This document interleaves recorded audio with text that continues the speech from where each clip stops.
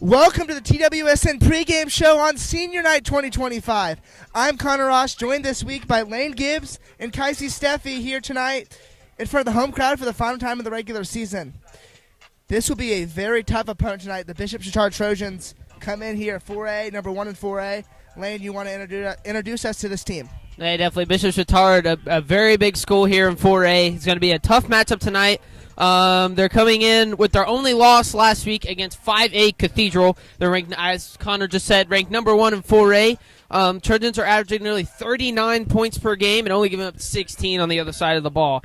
They have a monster pedigree, winning 13 state titles, and are in 4A for the success factor. As for the Bruins, they also have a 6-1 record and have been playing well over the last few weeks. This is obviously going to be a tough task for the Bruins tonight, but I think if they can keep their heads in it, and I talked to Danny May before tonight, if they can do the little things right and just keep the intensity up, they said it should be a great game.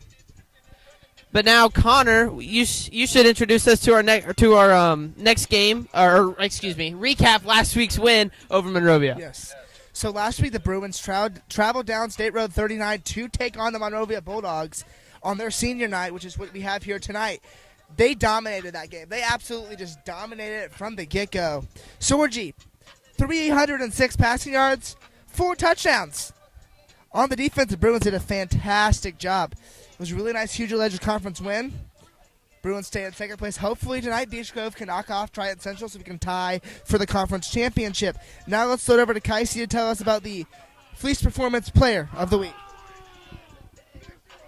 The Fleece Performance Player Spotlight of the Week is Jet Lawson, Jr. Defensive end. Jet has been playing great ball all season. Last week against Monrovia, he had a ridiculous deflection, interception against. Great job, Jet. You're Fleece Performance Player of the Week. So now it's time to get to our favorite part of the week, which is the game picks. Our guest picker for this week, Tri-West High School U.S. history teacher, Mr. Ross. A-Push's very own Mr. Dan Ross. Mr. Ross, how are we feeling tonight? Feeling great. Glad to be here. I am honored to be here with Kaisi and, you other two. Yes, I'm great. Everything's great. Let's go. Okay, so let's start it off. Beech Grove, Triton Central could decide a championship here tonight in Beech Grove. So Beech Grove took down Speedway last year 46-13, and it appears they're just really good at football, as we expected, sort of coming after the Tri-West game. Triton Central, they're, of course, 4-0 on the season in the Hoosier Legends Conference, but a win here for the Tigers seals the conference. I'm taking Triton Central 35-14. I think that's a really good football program down there, and I think they'll win this one.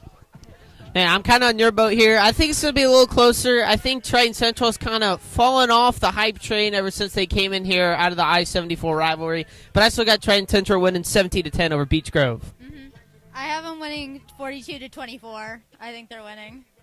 See, you guys are so quick on this. Here's what I did. I thought, as I looked at it, Triton Central's averaging only 19 points a game. But they're only giving up 14 points a game. Triton Central only losses to 4A Lebanon, and they're 3-0 against common opponents. Now, with that being said, Beech Grove is averaging, too many years to cover in the Mid-American Conference. Beech Grove's averaging 29 points a game. They give up only 14 a game. And if Beech Grove can score over 20 points on that Triton Central defense, then it'll make it awfully tough for the Tigers to win.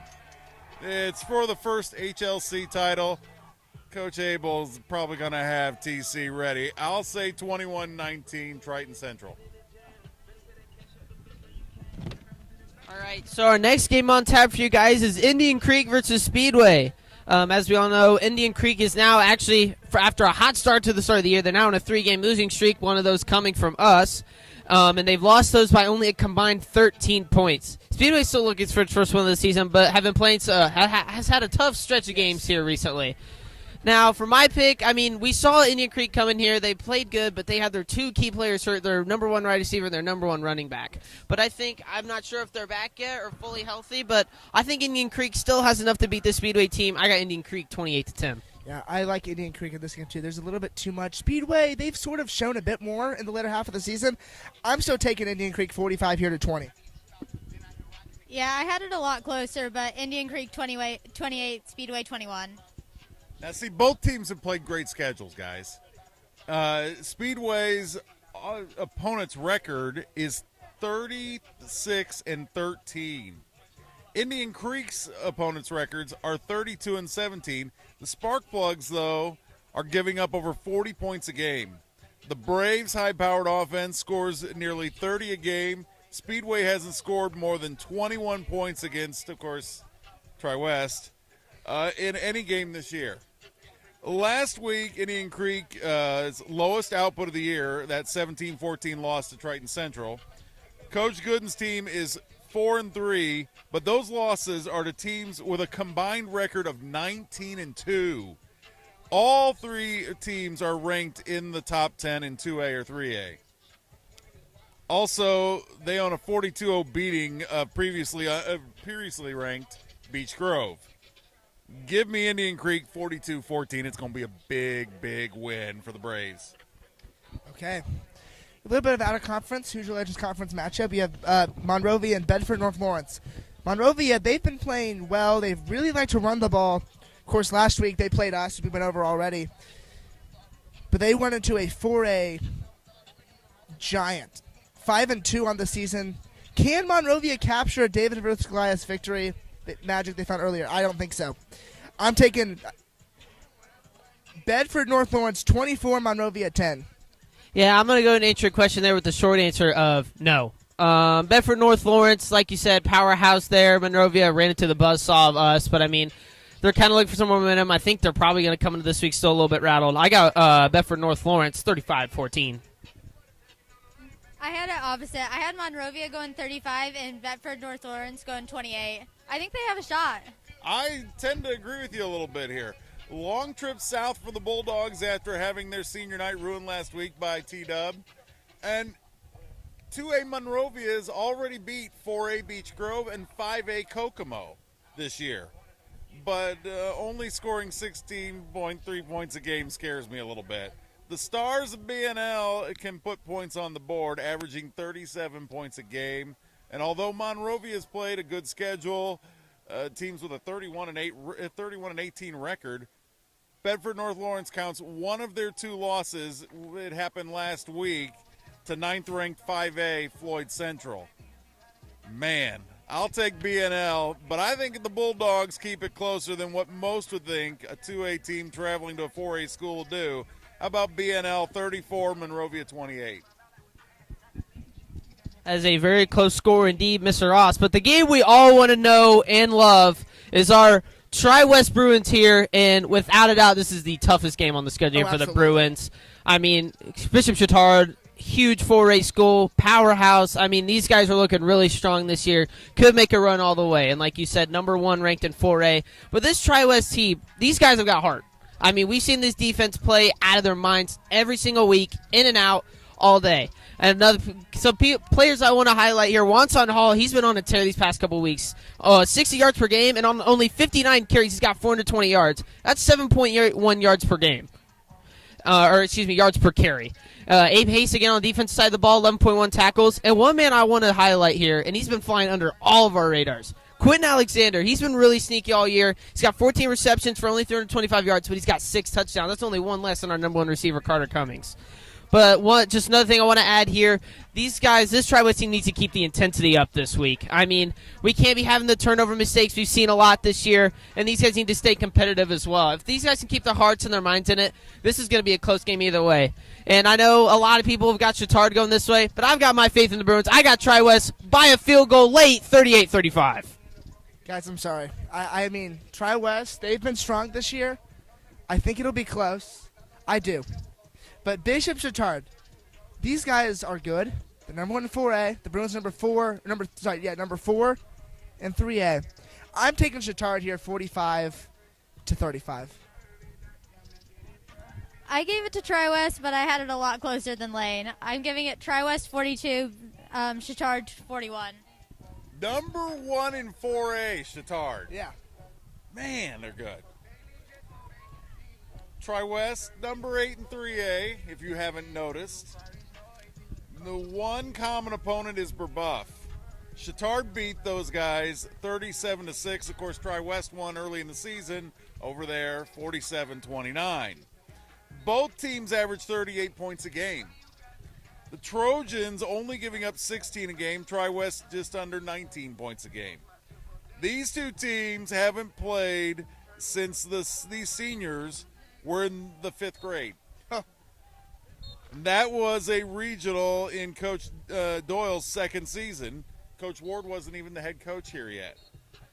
So this is the best offense the Trojans have faced since week 1 against 5A number 4 Lafayette Jeff. They played some people, folks. But Lafayette Jeff scored 28 on them. Yes, they got a 6'7", 320-pound nose tackle. I totally understand.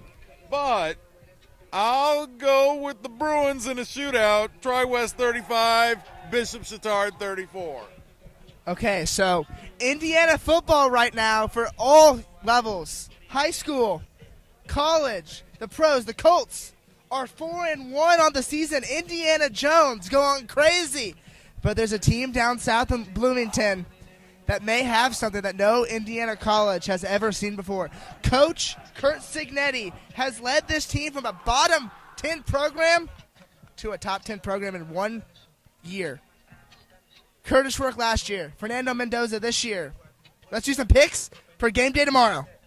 No, yeah, definitely. I'm a huge Crimson. Go Hoosiers. But we got Fernando Mendoza, top of the Heisman rankings right now, 73%, 1,208 yards, only 1 pick through 5 weeks this year for college football.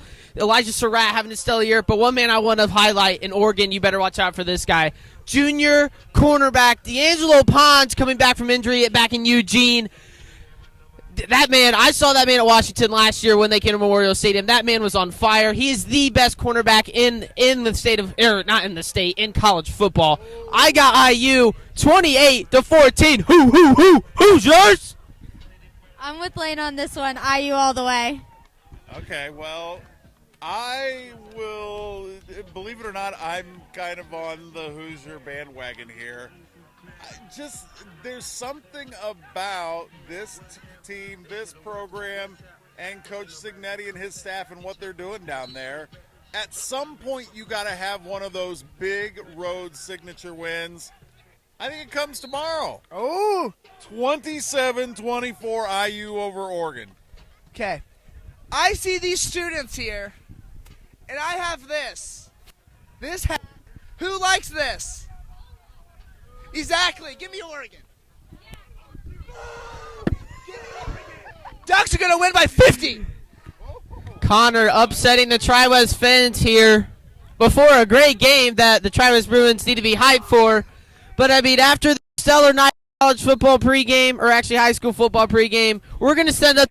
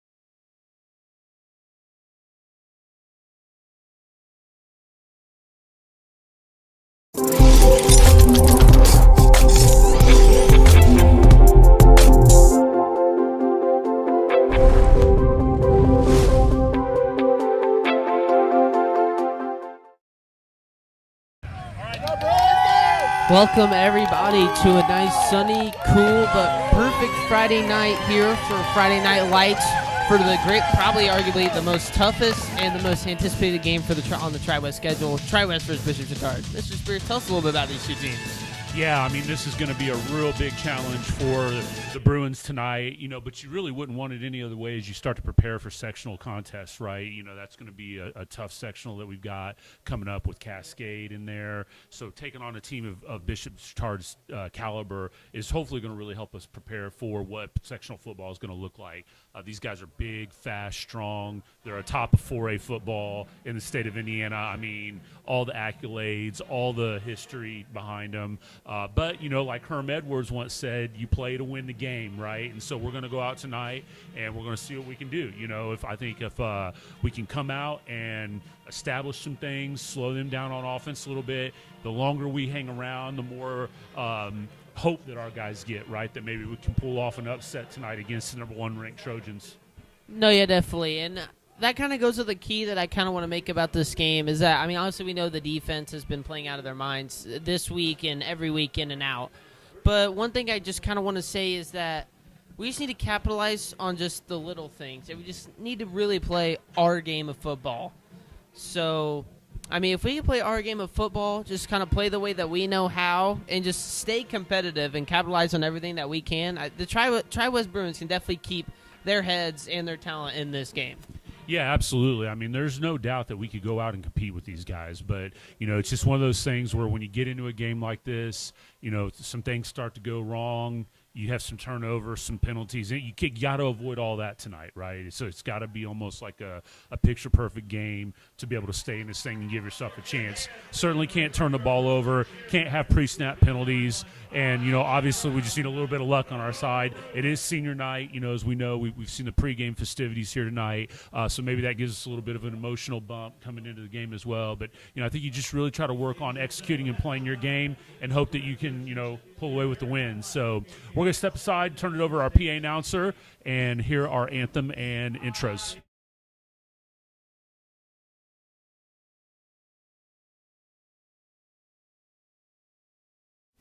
You can write them on your thumbnail or sweep them across this crisp October sky. But remember, too, that they are more than just words. They are a way of life. So whenever you speak them firmly, speak them proudly, speak them gratefully. I am an American. Ladies and gentlemen, please stand and remove your hats as the Tri-West Marching Blue Alliance, under the direction of Drew Childs, honors this great nation with the playing of our national anthem.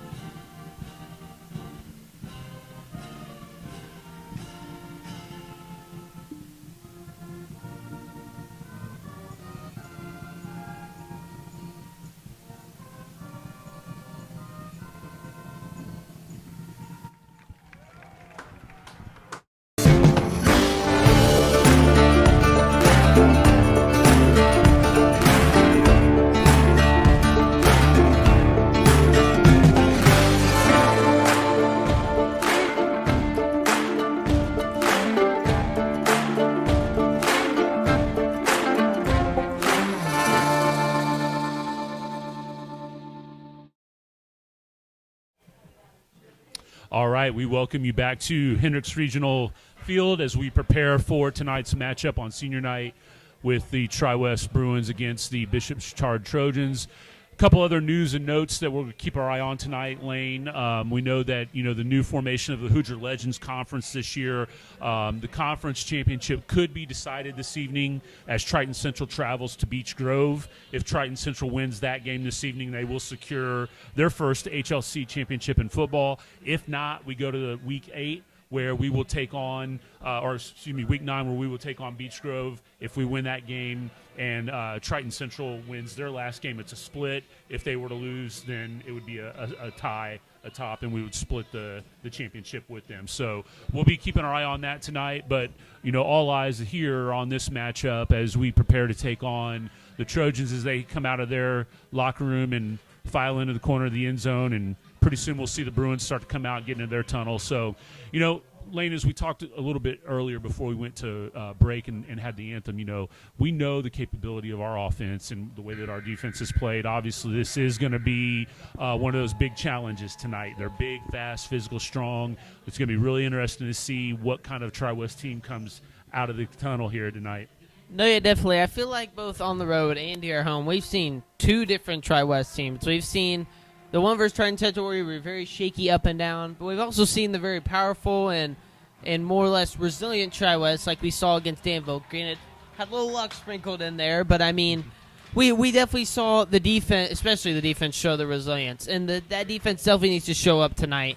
But yeah, I think, and like I said, I talked with Danny May before we went live for the pregame show tonight, but he was just saying about how, this team's come a long way. I mean, we all thought at the start of the season this was going to be a grow year, but boy, have these boys proved us wrong. I mean, this team has a shot to make a run, potentially semi-state, potentially state-bound. But, you got to take this one game at a time, and this will be a great test going into sectional play. But all that aside, here comes the Tri-West Bruins. Here they come running out to the field, to the Bruin head. And we see them all fired up, ready to go. This is going to be a great night tonight, Mr. Spears. Yeah, absolutely. Like you said, picture-perfect weather. It's starting to cool down here a little bit.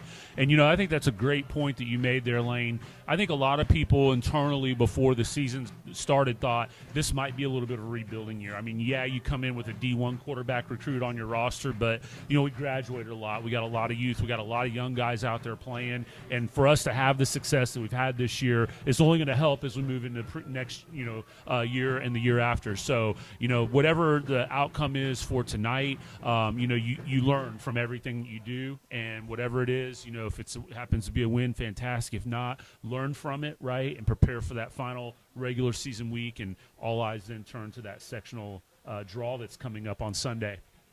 Yeah, very well said, Mr. Spears. Well, we have the four captains on each side of the ball lining up, getting ready to get the coin toss. We'll separate real quick for a quick word from our sponsor, Fleece Performance.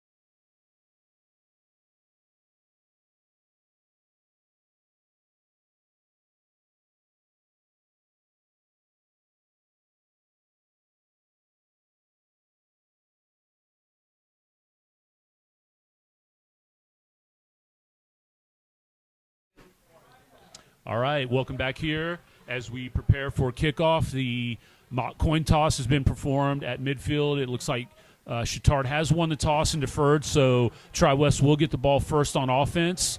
Probably not a bad thing, right? You get the ball, maybe we can grind out. I think that's something that we're going to need to do is clock management. We're going to, if we can control and sustain some drives. This offense has been high-powered, but it's been big chunk plays, right? This might be one of those games that it would be to our benefit. Maybe if we grind it out a little bit, keep that center or that Chatard offense over there on the sideline. No, yeah, definitely. And a perfect man to do that is number 24 back there, that junior, that hard runner, Wanson Hall. I mean, like we said in the pregame show, 7.1 yards per carry. That's, 2 downs and you're already moving the sticks with that guy. So, that's a crazy stat, especially for high school.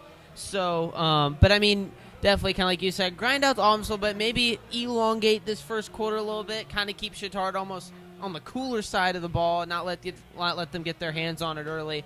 And really keep your defense off the field almost as much as you can. Granted, we know this defense is good, but we just don't want to overuse them, kind of like we did in Danville, how we had to rely on those multiple drives just to get 7 points on the board. That's right, absolutely. As we said, always big keys to the game, penalties. Got to take care of the ball tonight. Ball security is going to be real big. Got to avoid the turnovers, so we don't give them extra possessions by the end of the game. Well, the crowd is ready. Us in the booth are ready. Everyone's ready to get this game going. We're underway. Bishop Chatard and Tri-West.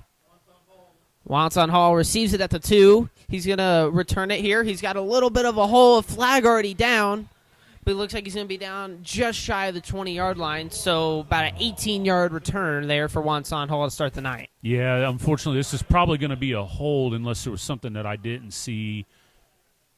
Yeah, unfortunately, it's going to be a hold that's going to set the Bruins back a little bit. So not ideal to have to start, but, again, hopefully we can sustain some drives here and get this thing moving a little bit tonight.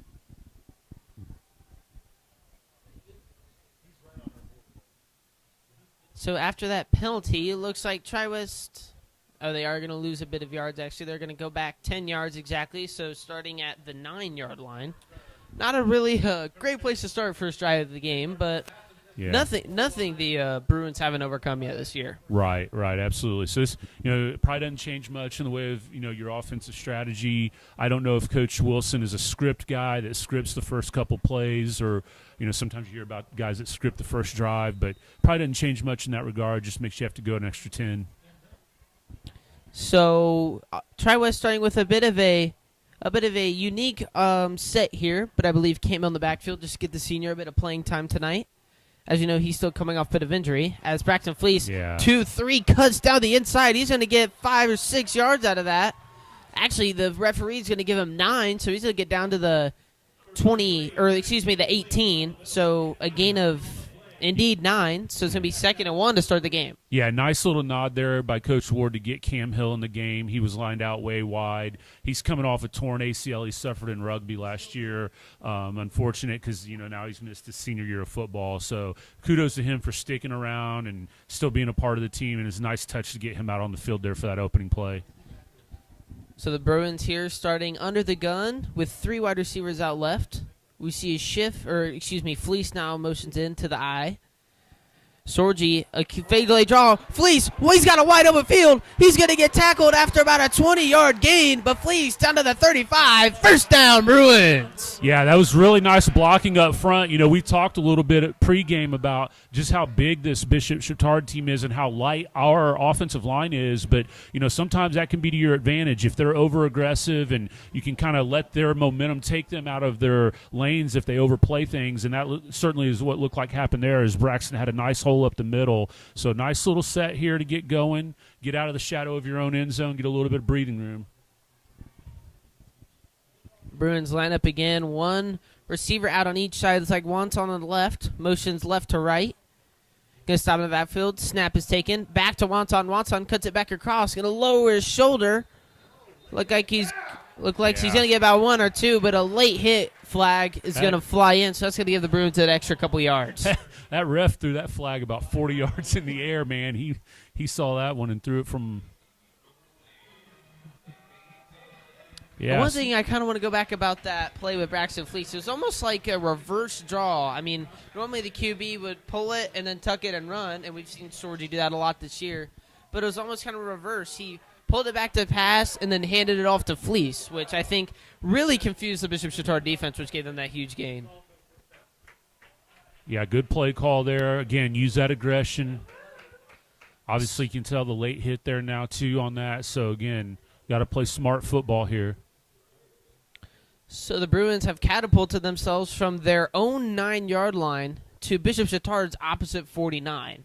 So a very great start here offensively for the Bruins, and this is the kind of play we want to see. We haven't really seen that a lot, especially early from the Bruins offense, but it's great to see that here tonight.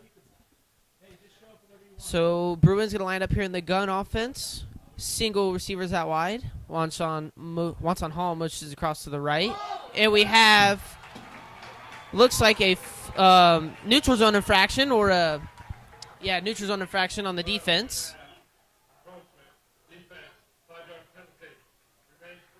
Yeah, so, I mean, you look at the opening kick, there's a hold against Tri-West and then a couple of subsequent penalties against Chatard. So both teams fired up, wanting to do everything they can to win. Again, we talked a little bit about, limiting penalties and turnovers and those kinds of things. So far, advantage to Tri-West on that. So 5 yards go to the Tri-West Bruins, bringing up 1st and 5. As this time, 3 receivers out wide right, 1 left. Sorgi empty backfield. Wanson motions back into the backfield. It's QB draw. Sorgi looking over to his right. He's got Cummins. Cummins breaks 1. Almost breaks 2, but looks like he's going to get the first down. So the Bruins going to take a first down, but I believe there is a flag on the play. There is indeed a flag on the play. Oh, man. So the Bruins do have an ineligible man downfield, so that play is going to be wiped clean of the slate. Yeah, I wondered a little bit on that play because Sorgi kind of double pumped a little bit. If that timing was thrown off a little bit, maybe the line thought that, the ball was going to come out a little bit quicker and got downfield a little bit there. But, yeah, I mean, we've seen certainly a lot of laundry on the field here to start the game. Hopefully both teams can kind of settle in and play a clean game moving forward. So a bit of stalled progress here for the Bruins, but they get to keep their first down. So it's 1st and 10 here from the Bruins at the Bishop Chatard 49. Sorgi under center. Blitz coming from Chatard. Sorgi fakes the handoff. He's looking to his right. He's got Quentin Alexander at the 40. Cutting across the middle. He's going to get about 15, 18 yards on that play. Down to the Bishop Chatard 32. First down, Bruins. Great job there by the front to pick up that blitz. It looked like they sent 2 backers right up the middle. Jack rolled out and found Alexander open in the flat. So nice play execution there. Again, using that aggressive style that it looks like Chatard's wanting to play on defense to capitalize and move the ball downfield. So the Bruins line up again. 2 wide receivers out left, 1 right, and looks like Braxton Fleece checks back into the backfield. Sorgi, pick up pass of Fleece. They try it again. Going to get a gain of about 1, so it's going to be 2nd and 9 here as Bishop Chatard definitely picked up on that one this time and stopped him for only a yard. Yeah, as an offensive coordinator, a philosophy that oftentimes is used in football against a really aggressive defense is draws and screens. Draws and screens are a way to slow down an aggressive defense, and so wouldn't shock me to continue to see more of that kind of play call throughout the course of the game. So Tri-West lining up in, looks like a bunch left formation, so 3 receivers left, 1 right. Sorgi in the backfield. Fake handoff to Fleece. Sorgi looking over. He's got Cummins on the comeback route. He's going to get down to about the 20-yard line, and that's a gain of about 12. Another first down, Bruins. Yeah, nice job there, just pitch and catch. We talked a little bit off air before the game about what kind of pass game we would see tonight from Sorgi if that defense was breaking the offensive line down. So far, the offensive line's holding up pretty well. It's given Jack a chance to be able to survey the field, go through his read progression, and find the open man. Nice job there on that pass to Carter. Bruins lined up again. Similar set here. They have two receivers out left this time, or actually even set, 2 left, 2 right. Handed off to Fleece. Fleece stuffed in the backfield for a loss of 4. So going to be 2nd and 14 for the Bruins here. And now that's a bit of stalled momentum there for the Bruins. Yeah, and that time Quentin Stapleton's man just got around him. Big man down there at the nose tackle position, I think. Couldn't tell if it was him or one of their ends there that got through. Looks like their base defense is a 3-4. And they just got penetration off that front 3 there on that run. So Chatard now looks like they're showing blitz. They have them all on the line. But now 2 of the linebackers back off. Sorgi draws back to pass. He's looking over. He's got Garver with a big hit there, but hangs on to the ball. almost right at the first down marker. Wait to see what the officials rule this one. Yeah, it's going to be a little short. And they're going to be a little short, so it's going to be 3rd and inches for the Bruins. But great possession catch there by Jack Scarver to absorb that from the defender and hang on to the ball. Yeah, good throw to start, nice catch to finish, took the contact, sets us up for a manageable 3rd down. This is what you want to find yourself in against a team like this. You don't want to be behind the sticks. You don't want to be 3rd and long, so this certainly helps to make things a little bit easier. Bruins line up in the good old I formation everyone knows from Little League football. It looks like it's going to be a hike snap. Sorgi breaks a tackle, gets out to his left side, almost breaks another, but an easy first down to the 7-yard line. Bruins 1st and goal. Yeah, I'm not sure exactly what happened there. Somebody in motion went under center, and I don't know if they went under the center or if they went under a guard, but it looks like the snap ended up back in Sorgi's hands somehow. I don't know if that was by design or what happened there, but either way, it worked into a 1st down. Yeah, definitely a bit of a odd formation there. I did see that as well. I believe that was Quentin Alexander, almost kind of a tush-push-like move, diving under the center of the guard. Bruins waiting for the play call here as the play clock's winding down. Bruins may be taking a timeout here. So the Bruins indeed are going to take a timeout here. First of the game at 5:42 in the first quarter. And with that, we will also step away and get a word here from our sponsor, Fleece Performance.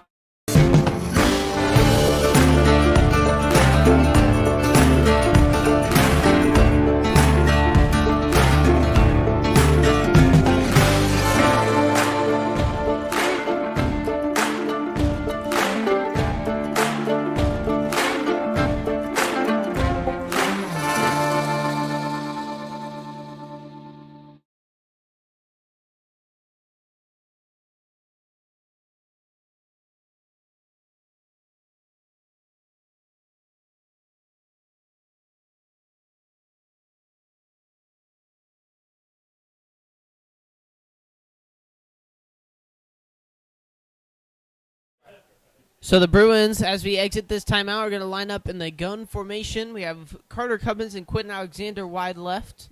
Looks like Jack Scarver wide right, or excuse me, other way around. Garver wide left and Alexander Cummins wide right. But the Bruins line up in the gun here. Fleece still in the backfield.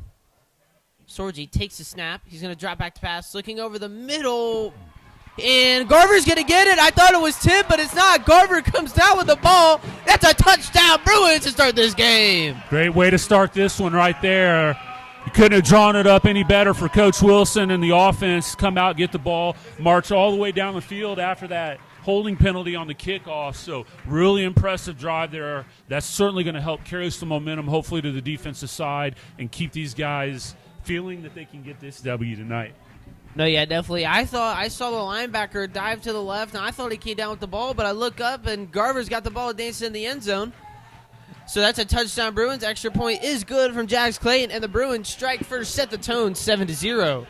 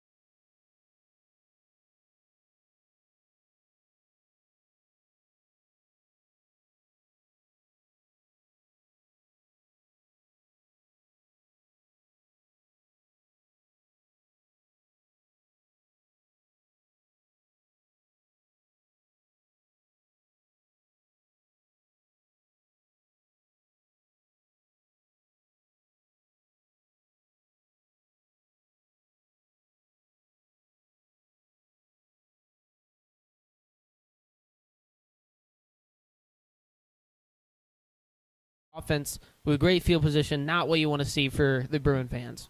Yeah, I watched Mason pregame work on that directional kick a little bit, and I'm guessing they're wanting to try to keep it away from someone back there for Bishop Chatard, but certainly giving them the ball at the 35 is not going to be, or the 30, I should say, is not going to be ideal.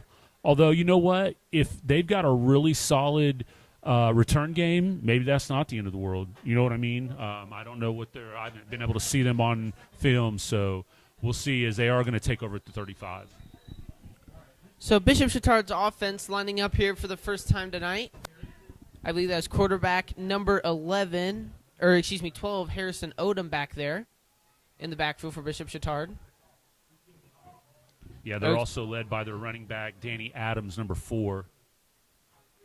So Bishop Chatard in the gun formation here, looking for the snap. It's going to be a play action pass. Daniel Thomas, just over his head. Number 13, Bishop Chatard going to get it, breaks a tackle. Going to be brought down by number 16. That is Leighton Quinlan. That's going to be a first down, but Daniel Thomas almost read it like a book. But called by number 13, Brooks Haynes there for Bishop Chatard offense, and that's going to be a first down. Yeah, you're right. Daniel did read that like a book. He just was a little out of position. Ball was thrown just over his head. It's a nice job of adjusting by the quarterback. If he throws more of a fastball, that thing gets picked off. He put a nice little touch on that.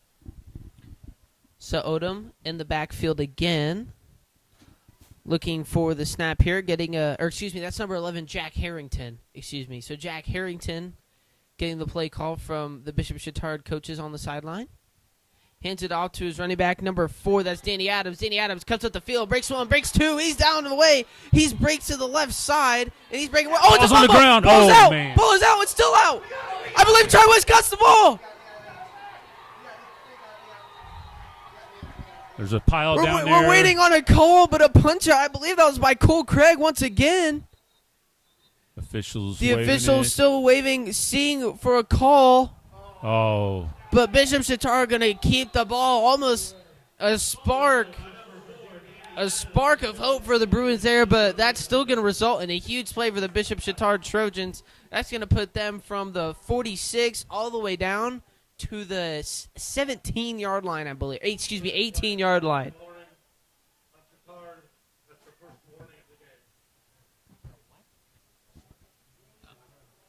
Yeah, sideline warning issued there by the officials on Chatard.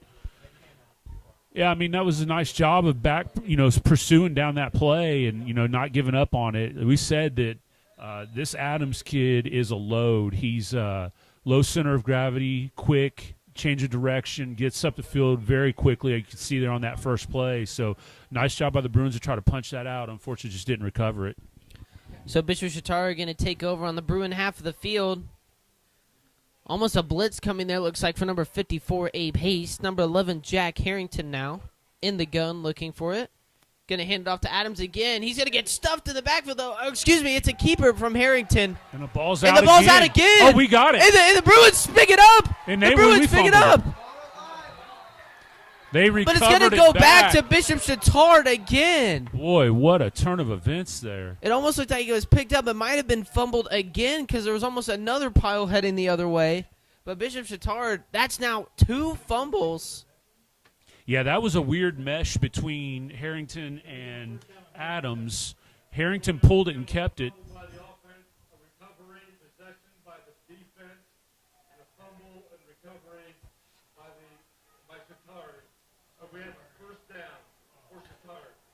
Yeah, and that's the right call because possession.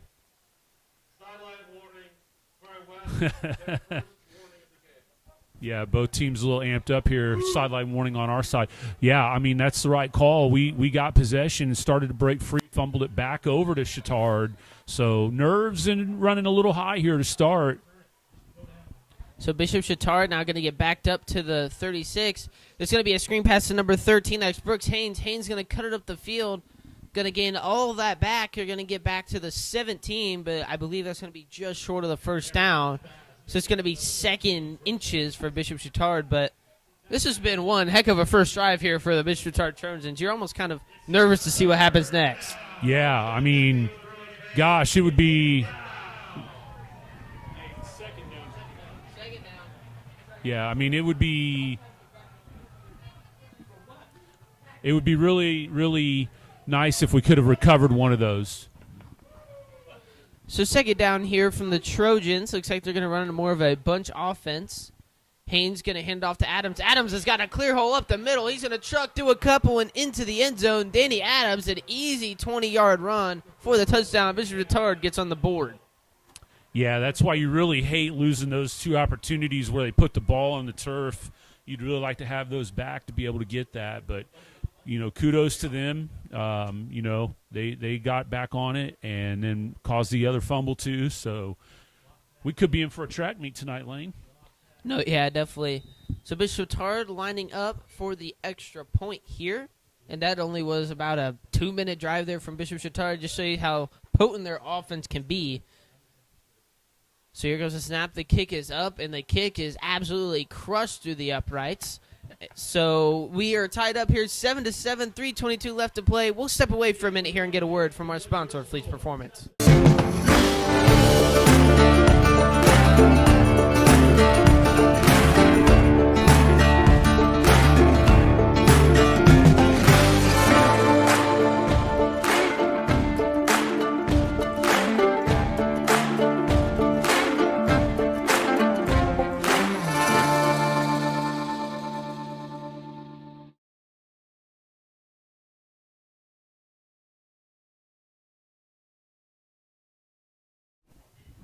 All right, welcome back to Hendricks Regional Field as we are all tied up at 7. Speaking, Lane, of being tied up at 7, we've got an update from the Triton Central Beech Grove game that we mentioned at the outset of the game. 7-7 down on the south side of Indianapolis, so a close contest down there as well.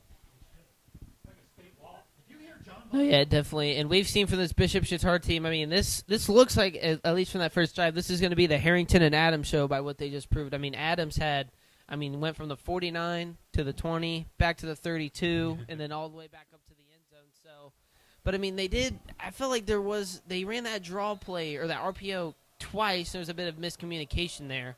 But regardless of that, Bishop Chatard still scores, but the Bruins going to get the ball back now. Wonson Hall recovers it at about the 5. Wonson goes to his left, tries to cut back right, going to get wrapped up immediately. Going to be just shy of the 20, so the Bruins offense going to start at the 19-yard line here with 3:15 left to play in the first quarter.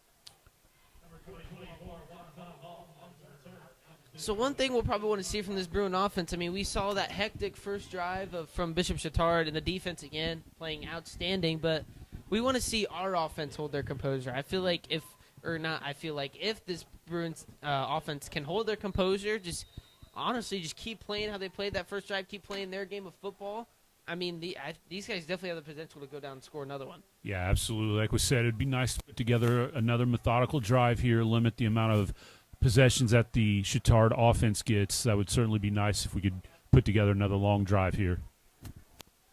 Sorgi starts under center, going to get the snap, hands it off to Wonson Hall. Wonson Hall around the left side. He's going to break one, almost breaks a second one. He's actually going to lose about a yard. So going to be 2nd and 11 here. Wonson almost found a hole to break free out of, but just got latched on by a couple of defenders there. Couldn't go anywhere else. Yeah, you can see the speed of this Chatard defense there as they try to run that outside zone, that stretch play, and they pursued that really well and closed in on Wonson before he could even get back almost to the line of scrimmage. So the Bruins here gathering up their play call. 2:40 runs across the clock now in the first quarter. 10 seconds left on the play clock. Bruins line up again in the gun. Wonson Hall still in the backfield. 2 receivers out left. Sorgi pulls it back. Play action. He's going to look across the middle. He's looking for Quentin Alexander. Alexander wasn't there, though. There's a right look there. I mean, Alexander definitely could have had the ability to turn it up the field, but wasn't just Sorgi a bit too quick there on the pass. Well, he either slipped or was hit off his route. He kind of looked around like he was looking for a flag, maybe like he was contacted. I saw him slipped a little bit, but I wasn't sure if that was a result of being hit or just bad footing there. But either way, miscommunication. And now this is what we mentioned earlier. Now you're 3rd and long. It's going to be kind of interesting to see what the play call here is, if you're more conservative or if you try to hit, a pass to get you the first down. So the Bruins here, 3rd and 11. Blitz coming from Chatard. Sorgi rolls around to his left, gets back right. He's got someone by him. He's going to throw it away. Smart move there by Sorgi. Smart move there by Sorgi just to throw it away. Almost a safety as he was backed up all the way in his end zone. But it is going to be...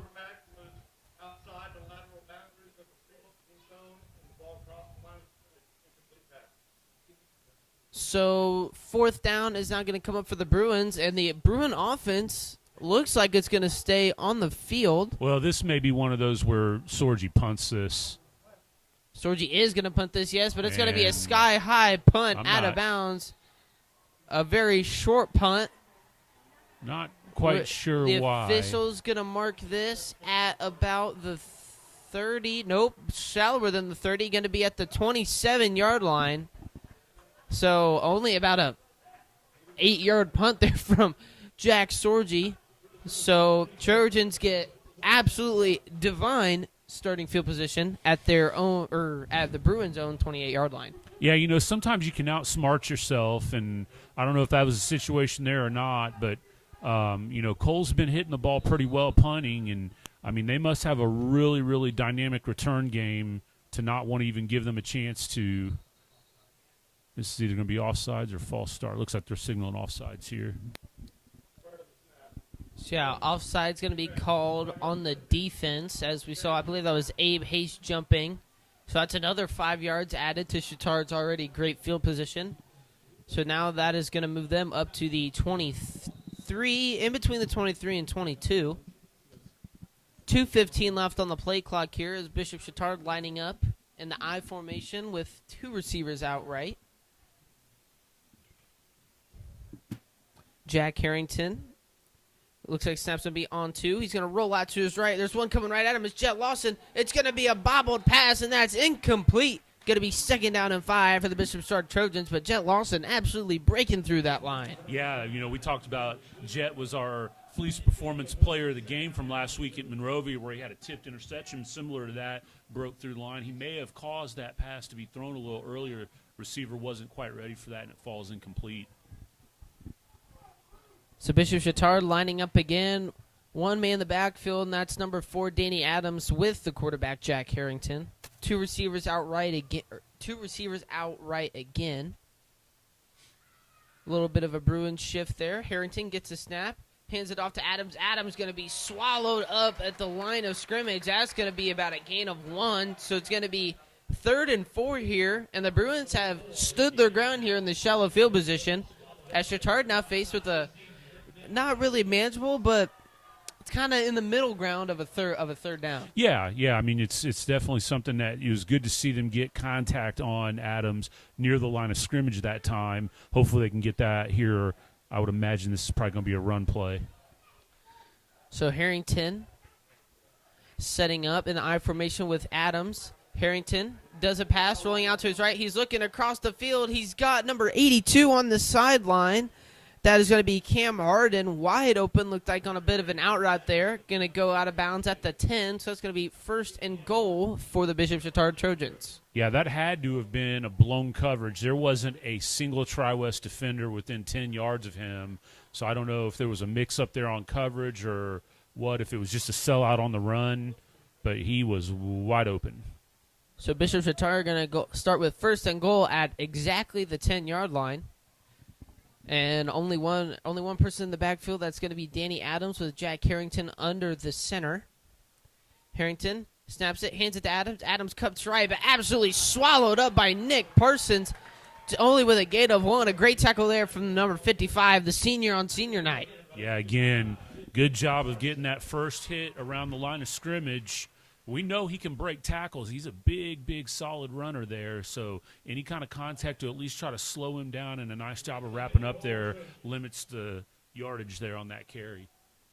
So 2nd down and goal for the Bishop Chatard Trojans as we just cross over the minute mark here in the 1st quarter.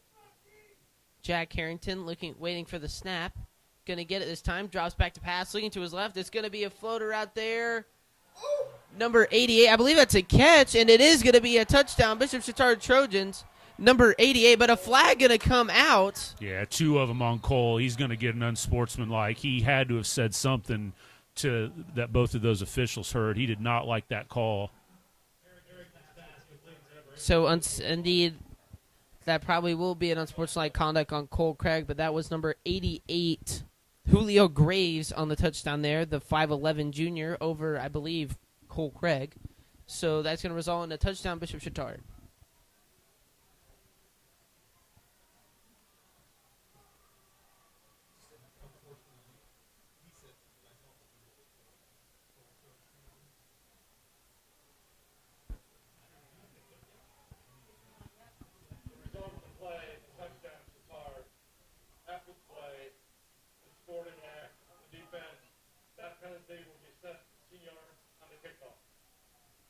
So as you heard from the referee there, 15 yards will be assessed after the kickoff to the Bruins.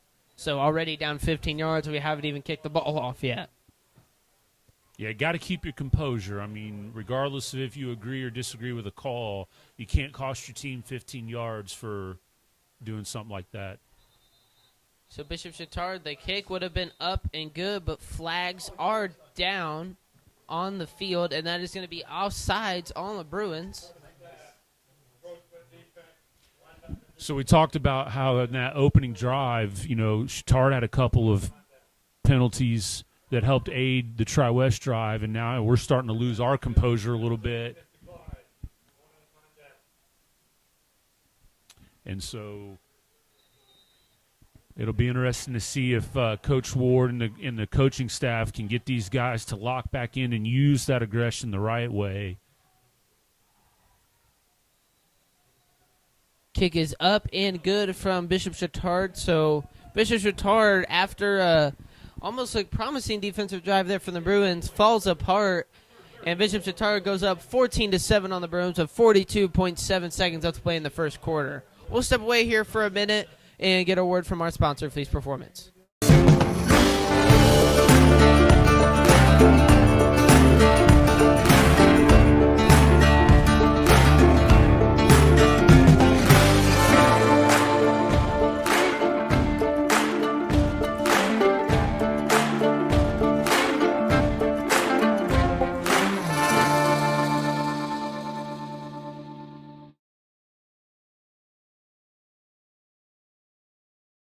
Back here from State Bank Stadium, ready for the Bruins to retrieve the ball once again, and hoping that this time the offensive drive doesn't really sputter out. But, I mean, these guys have 42 seconds left in the first quarter. I would probably expect Coach Ward to maybe run a couple plays and let the clock run out. But, I mean, you never know here with the Bruins. Well, and this is going to be really interesting. This is almost kind of like what you see with the dynamic kick in the NFL now. Do you just boot this into the end zone, or do you try to pooch kick it and force Tri-West to have to return it, sending it down to like inside the 10? You know, there's a couple different strategies. You could squib it. So, you know, this isn't just like, hey, 15 yards on the kickoff, no big deal. This could end up being a big penalty here if Chatard can play this the right way. So indeed, and this will be because due to the sportsmanlike conduct penalty on Cole Craig, so this is the 15-yard penalty on the kickoff. So Chatard kicking it from their own side of the field, or excuse me, the Bruins side of the field. So Chatard kicks it up. It's going to be a slight sky kick, Fleece in the end zone. That is going to be a touchback, so a bit of a lucky break there for the Bruins, as they're going to start from, I believe, the 20-yard line. So hoping the Bruins can get something started up here again on offense. But while we're waiting for these teams to come out here, we have just received word Triton Central now up 13-7 on the Beech Grove Hornets, waiting on an extra point there. But like Mr. Spears said, if Triton Central wins and Tri-West wins, I believe that still keeps the split alive. But if we lose and Triton Central wins, that gives the conference championship to the Triton Central Tigers outright. And actually, Lane, if Triton Central wins tonight, they win it outright because this isn't a conference game. We only have one left. We've got a loss to them. So they're undefeated right now in conference. If they win tonight, that seals the deal for them. Okay. Very well said there by Mr. Go ahead. Oh, I was just going to say, we got to get composure back here, put together a nice couple plays here. There's mass confusion right out of the gate, and you got to take a second timeout here. So a second timeout here taken by Tri-West. It's not looking very good here early. We haven't even started the play clock. But we'll take a break here and give it to our sponsor, Fleece Performance.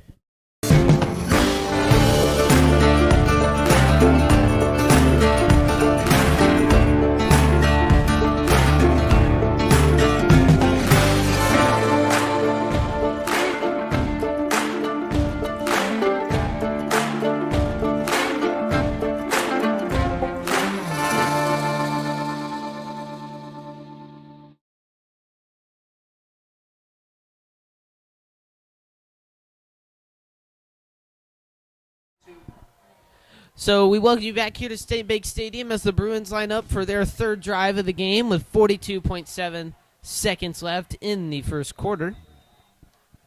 Play clock starts to wind down as Sorgi empty in the backfield. Fleece now motions back there. Sorgi takes a snap. Going to be a pitch to Fleece to the left side. Fleece cuts back up the inside. Tries to break a couple tackles. And he's going to get a gain of about 3. So going to be 2nd and 7 as the clock runs, as we now have 30 seconds left in the first quarter. So I believe Coach Ward probably will let this quarter wind down here. And I believe that is going to be the plan, as there are some substitutions heading on and off the field. We had 10 seconds left in the quarter, and that's what it is going to be, potentially, as the Bruins line up. But Sorgi already migrating his way off the field. So it is going to be the end of the quarter, and Bishop Chatard up 14-7 after an unfortunate, almost kind of special teams play. I don't really know what to call it there, but Bishop Chatard definitely capitalizes. But let's kind of recap what we saw in that first quarter. Yeah, I mean, when you look at it, in one sense, you kind of say you're somewhat fortunate that it's 14-7. In another way, it could be 14-7 Tri-West, right? So, I mean, maybe you're kind of okay, but then you're also thinking, like, we could potentially be up right now. We said at the beginning, you got to limit the penalties. You got to limit, the turnovers. We didn't see necessarily that. I mean, we did see a series of those turnovers that occurred when Chatard had the ball the first time. But, right now I think the biggest message from the coaching staff on the sideline has got to be just, play fast, play aggressive, but play under control. Sometimes that emotion can come out in the wrong ways on the field, and you try to do too much, you get out of position, you miss an assignment. Those are the little things that add up, and against a good team like Chatard, you just simply can't have that. Now, all that being said, we're starting the second quarter with the ball. If we can go down and score here, tie this thing back up, you got to feel really good about where you are. Yeah, definitely very well said there by Mr. Spears as the Bruins come back out for their first play of the second quarter. Sorgi, empty backfield, going to be screen pass, almost tipped, and it's going to be overthrown by Jack Scarver, but almost tipped in the backfield. That looks like number 52, Jack Finnegan, the D lineman, absolutely blitzing off the end there into the backfield. Yeah, nice job. Like we talked about with Jet for us, he came screaming in there, and I don't know if he changed the arm angle or the view that Jack's had of that ball coming out of Jack's hand, but it falls incomplete, and now a little bit third and medium here. Certainly doable. You'd feel a little bit better if you were 3rd and 3, 3rd and 2, but certainly doable here for the Bruins. Bruins line back up here. Going to be 3rd down as the play clock winds down. They need to get the ball off here. They do. They do not. Flag going to come out for a delay of game on the Bruins, and this is just starting to spiral downwards. We're not even at halftime. Yeah, it looks like they're going to get us with a false start. Someone probably saw the clock and just took off a little early. I don't know what happened there. It seems to be a little bit of not like the play call rhythm, like getting the plays in, getting the right personnel. I'm sure they're maybe running a little bit of different stuff this week to give a different look on some stuff. It just hasn't been super clean so far the last couple of plays. So the Bruins here going to start 3rd down now here. Looks like going to be a little over 3rd and 10, so 3rd and 11 here at their own 19. And it indeed is a false start. So Sorgi going to start under center here. Looks like Wanson Hall in the backfield. Sorgi lining up. Gets a snap. Going to be a fake end around, and he's going to be absolutely swallowed up in the backfield at the 5-yard line. So it is going to be 4th and a country mile here, and I believe they are going to bring out the punt unit. Yeah, it looks like they're sticking with Sorgi to do this punt thing, which I don't know. I mean, I just don't know if it's something that they just are afraid to kick. I mean, you could kick it out of bounds directionally. I don't know why Cole's not in there to punt. So Sorgi this time a better punt, going to be over the head. He muffs the punt. He's still muffing it. He's got it down. I believe he's got the control of the ball now. And he does, but that is a absolutely almost kind of half a field flipper there, but a great punt from Sorgi this time. As it looks like Bishop Chatard going to take over at the 47-yard line. So a bit of a turn of events, but now Tri-West really hoping their defense can lock in here and get a good stop there. Yeah, absolutely. I mean, again, somewhat fortunate that for Chatard that they were able to fall on that and recover it. It was a nice punt there. I think it caught them off guard. I'm guessing if they had that to do over again, they'd have just let it roll out. But, yeah, nice job getting down to try to get on that. But it certainly helped give a little bit of breathing room as opposed to what we saw the last time Jack tried to punt the ball. So Bishop Chatard taking their third drive of the game now. So they start with a first down and 10. Jack Harrington getting an audible from the coach here. As this time looks like the running back, I believe Danny Adams on the flip sides. Harrington gets a snap. Adams gets the handoff.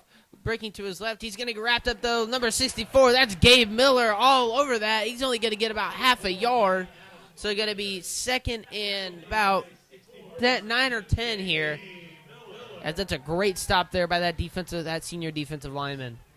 Yeah, that's what we said. I think the key, has to be is to get him close to the line of scrimmage, and then you got to wrap him up. You can't just hit him and let him bounce off. You got to wrap him up, and we've seen that a couple of times here. Hopefully we can see that trend continue.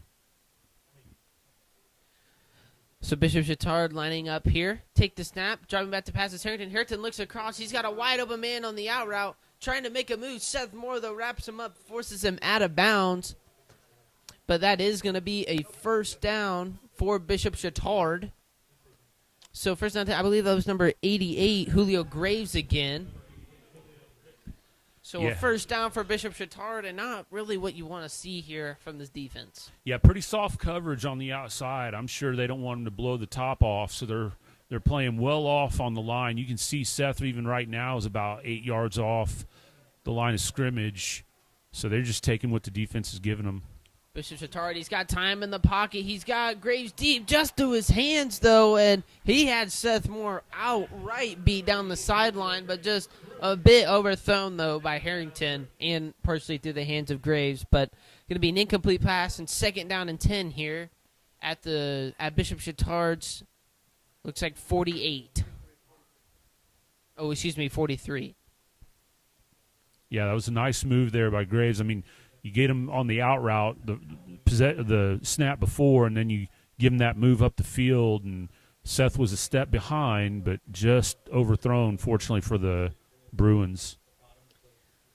Bishop Chatard lining up in the I formation here. Harrington gives the ball to Adams. Adams, a gut run up the middle, and he's free. He's out there, and Danny Adams with his second touchdown of the game from 43 yards out. Bishop Chatard takes the lead, extends their lead in this one, 20-7, pending PAT. Yeah, it's kind of what we talked about. I mean, no one touches him coming through the line, and if no one gets him at the line of scrimmage, then pretty much no one's going to get him. You can see the breakaway speed there from that young man. He is quite a running back. So Bishop Chatard lining up for the PAT here after scoring that touchdown. Second one of the night for Danny Adams.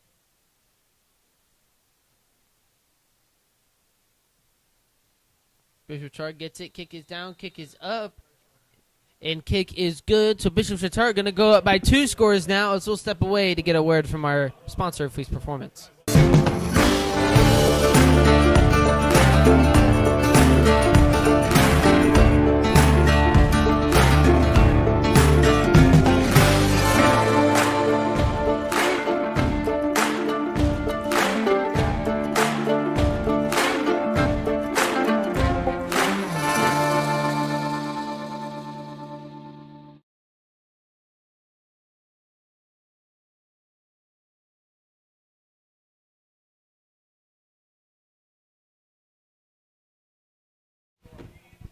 We welcome you back here to State Bank Stadium as Bishop Chatard about to kick it off again back to the Bruins. And this one, hopefully the Bruins can get a score here on this next drive. So this one might be slipping away, and we're not even at halftime. Yeah, like we said, kind of disappointing with, considering the start that we had.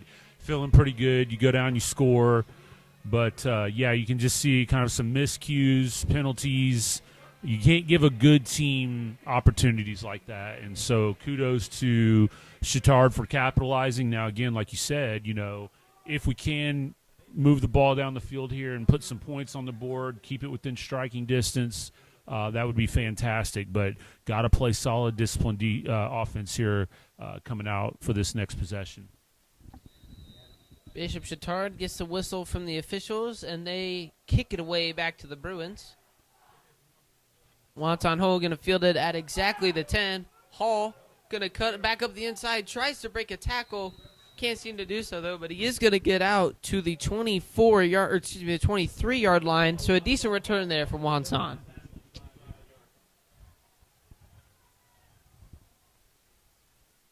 First down's going to be big here. If we can get the ball, move forward a little bit, soften up the defense some, be really nice, get a rhythm throw, maybe get Jack back in a rhythm some. They've tried to establish the run early the last couple possessions, and it didn't really work. So it'll be interesting to see what the play call looks like here as they come out onto the field. Sorgi lining up him and Wonton Hall in the backfield. He's got 3 receivers out right and 1 left. Bishop Chatard moves up a linebacker onto the end there. It's going to be a 4-3 set now for the Trojans. Sorgi drops back. He's got one right at him. Tries to shove him off, but that's another sack for the Bishop Chatard defense. That's going to be a loss of, I believe, 11 yards. So not a great start there for the Bruin offense. This is going to be about 2nd and 20. Yeah, you can see that the size and strength of the Chatard front is starting to kind of take its toll on the offensive line of the Bruins here. Sorgi takes a snap. He's looking over the top. He's got Garver. Almost catches it over the middle, and a bit of a hard hit there after he deflects the ball. But, I mean, it was a good look there from Sorgi, but just unable to make the completion.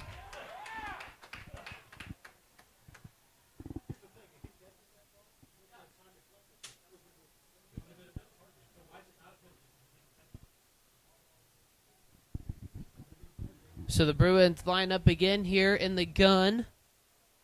3rd down and about 20 now. Bruins desperately need something here. Bishop starts showing blitz, and I believe they're going to call him for offsides. No, I think they're going to hit us with a false start.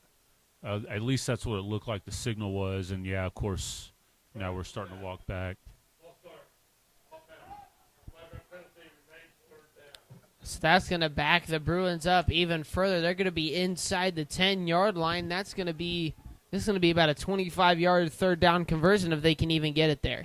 Yeah, unfortunately, this is probably one where you just want to draw, screen, something low risk to just get the ball out a little bit more and give yourself a little bit more field position to work with. Sorgi, empty backfield here. Drop back, going to get a quick pass to the inside to number 18. I believe that's Quentin Alexander. No, excuse me, that's Eli Morgan. Going to be a gain of about 7 or 8, but it's going to be 4th down. And definitely another punt here coming from Sorgi. Yeah, again, not a bad play call there, just to get a little bit of yardage, give yourself a little bit more room to work. This probably isn't the place to do it, but by doing these punts like this, you do put a little bit of a seed of doubt in Chatard's mind. So another penalty flag down as one Bishop Chatard player loses their helmet mid-play.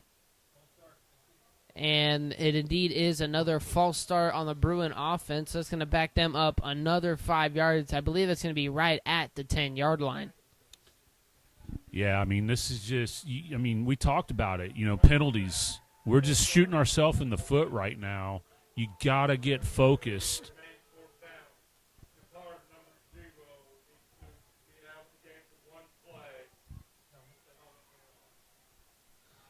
So Bishop Chatard ruling number 0 out of the game for losing said helmet. But Jack Sorgi now awaiting the snap as planning on another punt here, as Bishop Chatard does have a defender back. Sorgi, yep, there's the punt. It's going to be another bit of a shallow punt. It's going to roll, take a nice roll, though, across the 50. Denna Bruin's going to get down there, let it roll, going to pick it up at the 44, at their own 44-yard line. So that is over a 50-yard punt, but, I mean, you don't want to see back-to-back punts and backed up within your 10 on that drive right there. Yeah, and I tell you what, at some point, too, you got to assess whether or not that's going to potentially lead to an injury. We saw the Colts lose a kicker this past week. You'd hate to see something like that happen. That rush got pretty close there, so you'd hate to see losing your star quarterback on some strategy punting in a game that, in the grand scheme of things, I mean, I know you're playing to try to win, but at some point, too, you might have to reassess that. So Bishop Chatard takes over once again, just shallow of the 45-yard line. Pulls it back from Danny. It's going to be play action. He's going to throw it short. He's looking for number 13. He's got him, but Seth Moore, an absolutely great one on open field tackle. They're going to be gaining about half a yard. So about 2nd and 9 here for Bishop Chatard Trojans, but a great tackle there from number 22, Seth Moore. Yeah, it'd be really nice if we could get a stop here, and I mean by a stop, like not letting them get the ball on the other side of the 50, because at that point they'd probably go for it. So if we can get them in 3rd and long here and give ourselves a chance to get a 3 and out, that would be fantastic. So Bishop Chatard lines up again. Motion for number 45 on the offense. That's Declan McAllister. As Bishop Chatard receives it, Danny Adams going to get the handoff.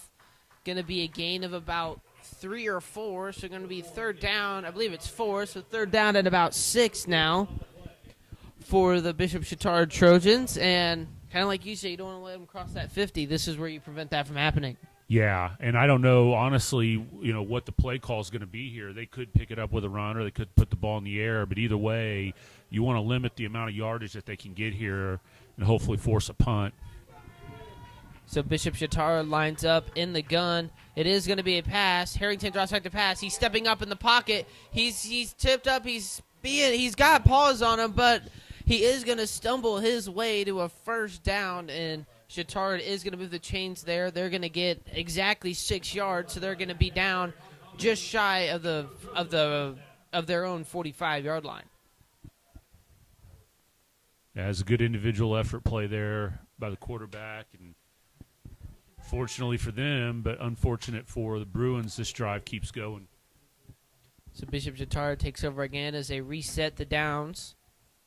Harrington takes the snap, hands it off to Adams. Adams gets wrapped up at the line of scrimmage. I believe that Jet Lawson prevents a big play there, so that's going to be a gain of about 2. So 2nd and 8 for the Bishop Chatard Trojans. As there is an injury timeout on the field, so we will step away here for a minute and hand it over to our sponsor, Fleece Performance.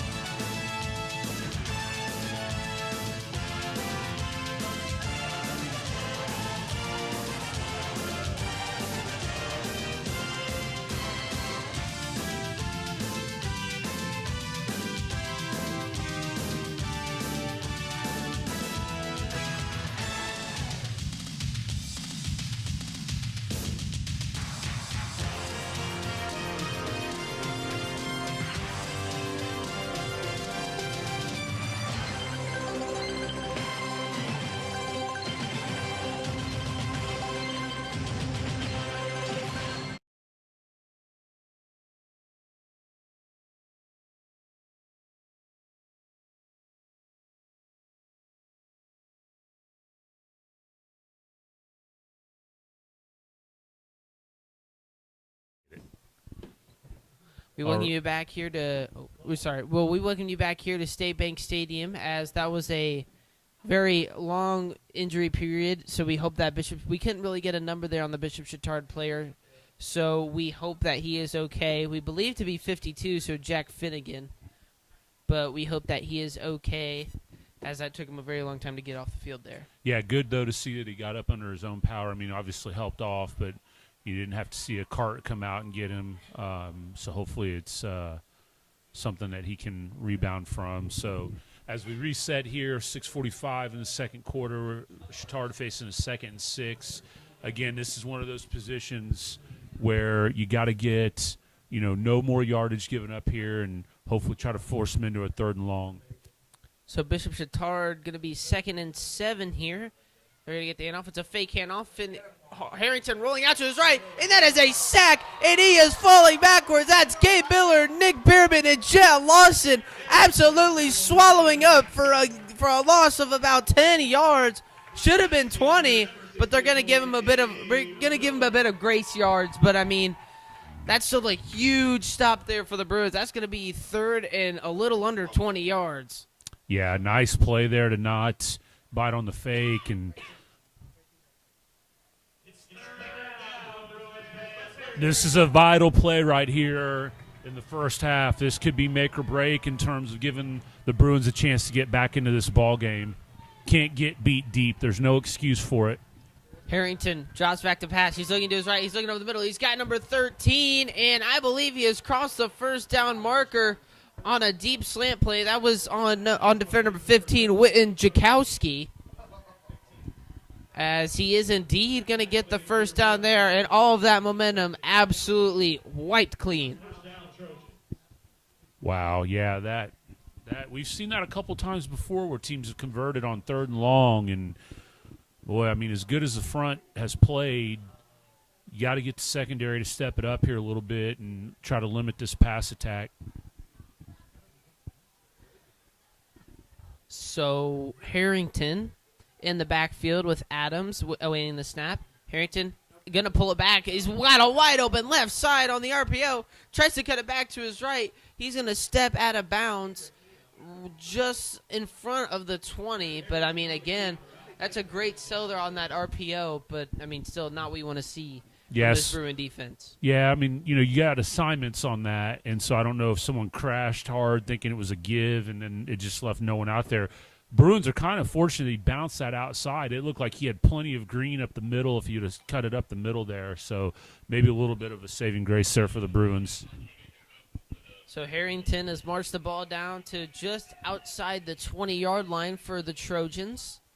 He's looking for an audible from the offense here, or from the offensive coaches, as the play clock is going to wind down and a timeout is going to be taken by Bishop Chatard. With just over 5 minutes to play here in halftime, we're going to step away and give it to our sponsor, Fleet's Performance.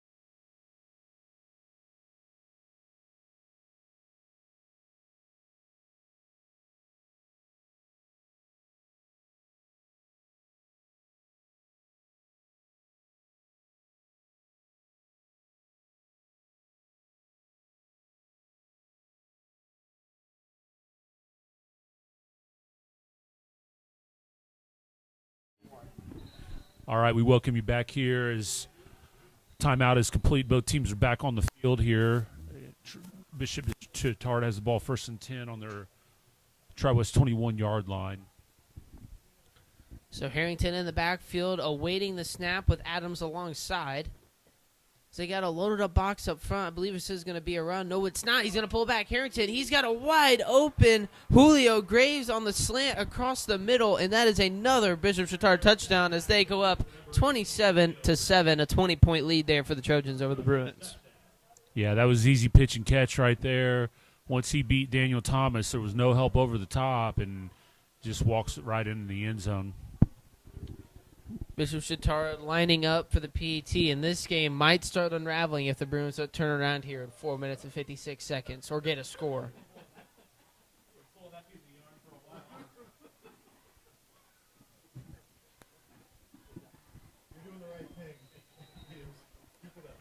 So the PAT is good there from the Trojans. So the Trojans going to go up 28-7, 3 scores now, as now a lot of Bruins fans can hope for is just another score here. Yeah, I mean, look, these guys are the real deal. There's a reason they're number 1 in 4A, and they look every bit the part. They've got athletes all over the field. They've come out and executed really well on the offensive side. I mean, if you take away that opening drive from the Bruins, they've shut down the Bruin offense here for the second part of the first quarter and first part of the second quarter. So, I mean, they got to find that magic back. The thing is, you get into a situation like this now where you're down 3 touchdowns. You can't start hanging your head. You can't start playing the blame game. You just have to go out, execute, do your job, and hopefully, some good things will happen. And like you said, if the only thing you kind of look at right now is win the possession, right? If you get up 28-14 is doable, right? You kind of feel like if it gets any bigger than this, then it's kind of going to be really, really difficult to get back into this.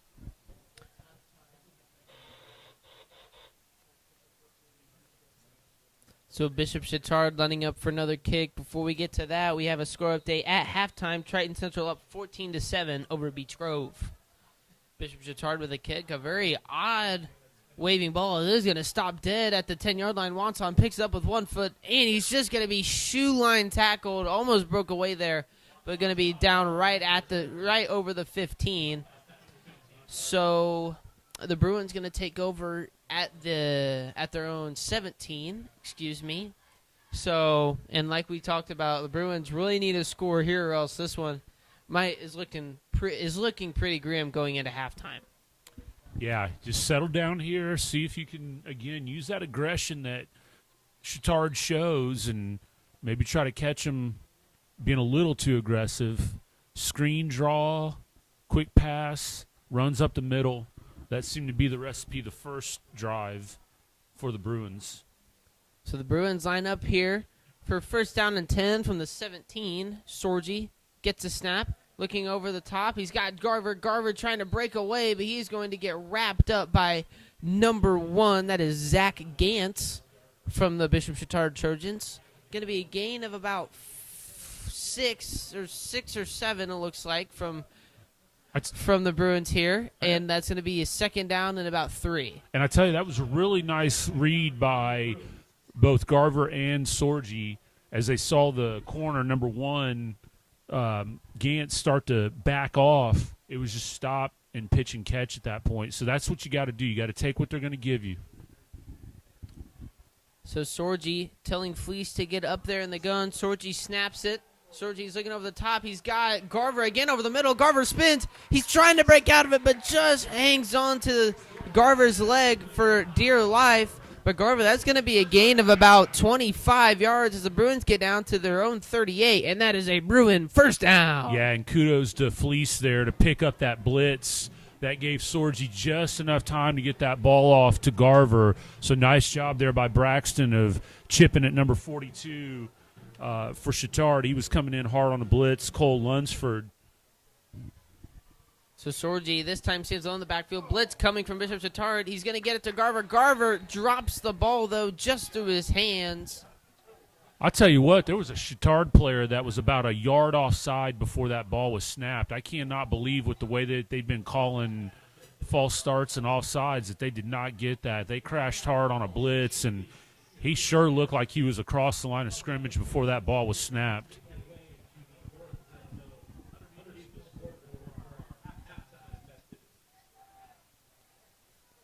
So second down and 10 here after the incomplete pass from Sorgi to Garver. So Sorgi, as play clock winds down, going to get the snap here. A little bit of a low snap, going to gather it up. He's looking to his right. He's got Cummins, but it's going to be deflected by number 25, Brady Keating, and that was a very scary throw there from Jack Sorgi. Yeah, Keating jumped the route there on Cummins, And thankfully, it was just kind of thrown in a place where they both collided and ball fell harmlessly to the ground. But now you're at 3rd and long, and we've certainly come out and aired the ball out here a little bit, thrown it here. Hopefully we can find a connection to get a first down and keep this drive moving. So 3rd down and 10 here for the Bruins after 2 incomplete passes with just 3 minutes and 30 seconds left to play here before halftime. And that is going to be a false start on Quentin Alexander, as that's another costly mistake there from the Bruins, as they have given up too many penalty yards to count tonight.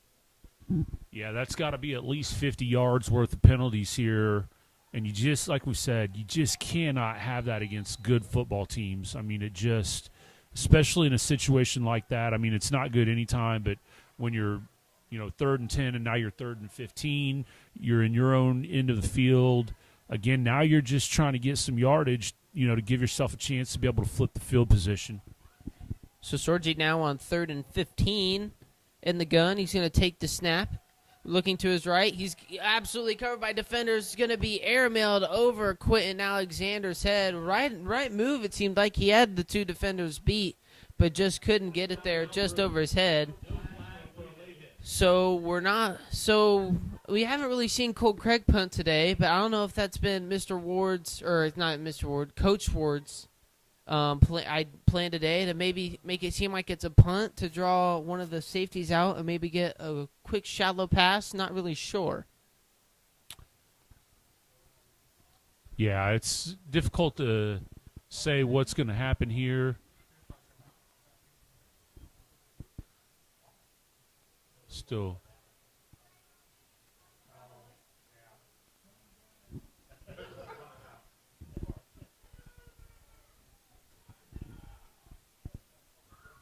So a bit of confusion down here on the field as play has stopped with just under 3 minutes and 30 seconds.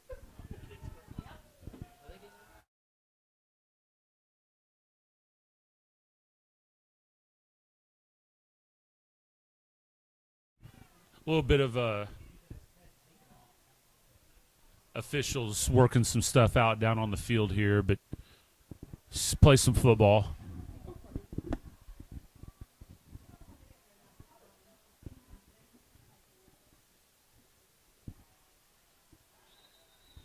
So there's going to be no effect on the play as it is 4th down here.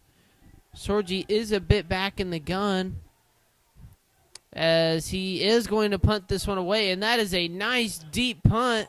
Going to kind of stop, though. Not a great bounce. But the Bruins going to down it at the 25. But I believe, at least since they touched it first, it is going to go just shy of the 30-yard line. So not really what you want to see out of the Bruins, but, I mean, there's not all hope is lost here yet. I mean, if the Bruins get a stop here, Bruins maybe another quick touchdown, there's still enough time definitely to do that. Yeah, definitely try to look to see to get a turnover here at this point, or at least a quick 3 and out. Can't let them drive the ball down the field here, score with no time left. They get the ball coming out at half, too.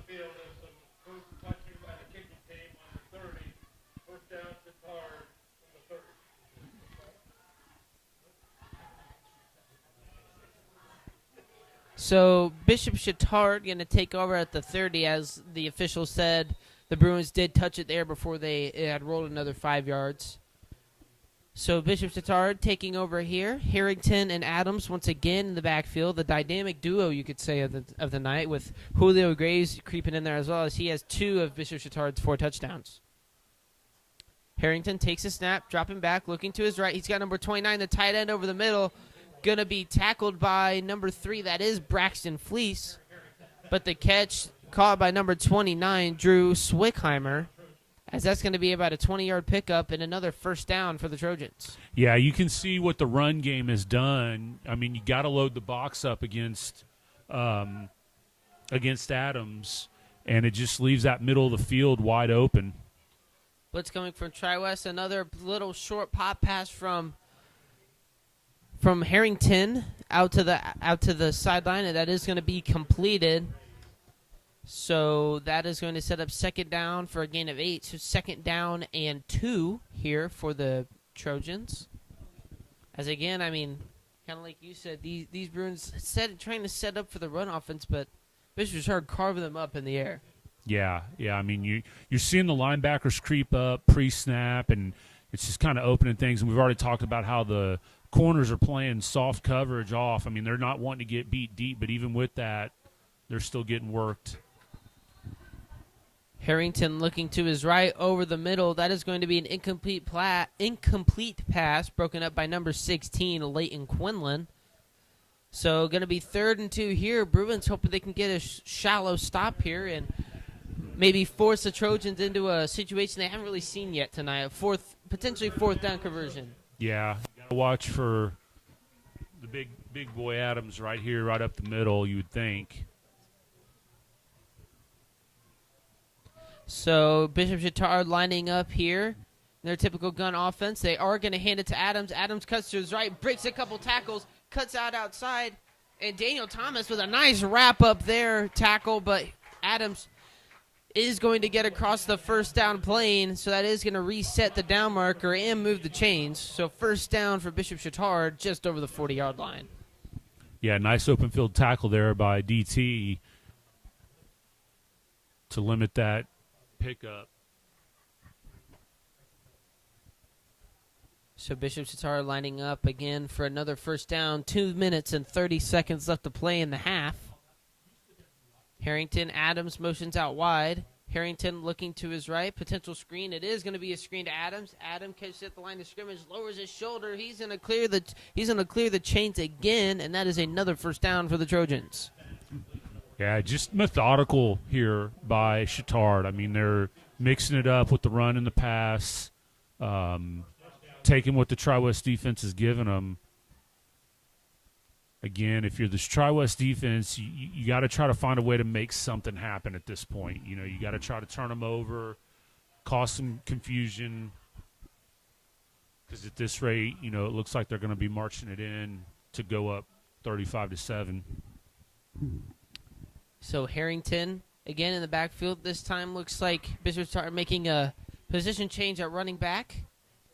Harrington airs it out for Julio Graves, and he is going to drop it. That is an incomplete pass. That's going to be broken up by Cole Craig and Seth Moore, ironically. But a great way to stop a touchdown there from Bishop Chatard. Yeah, and that's, you know, we've seen that a couple times this season. The Indian Creek game, you know, Jackson Ramey was beating us up over the top a lot. Saw it there too. That single high safety that we're playing, it was a great read there by Cole to rotate over and break that pass up, because it did look like it had 6 written all over it. So nice job there by Cole. Maybe a little bit of redemption from earlier. No, yeah, definitely. So Bishop Chatard lining up again, and the personnel change at running back, number 24, George Park, into the game for the Trojans. It's going to be a screen pass to him. He bobbles it, and that's going to be a backwards pass, I believe. No, or are they going to call it pass. Incomplete? So it is going to be an incomplete pass. 3rd down now for the Trojans. And again, this is, I mean, their kicker looks like he's got a strong leg, but there is a bit of wind in the air tonight, and this would be almost just shy of a 40-yard kick.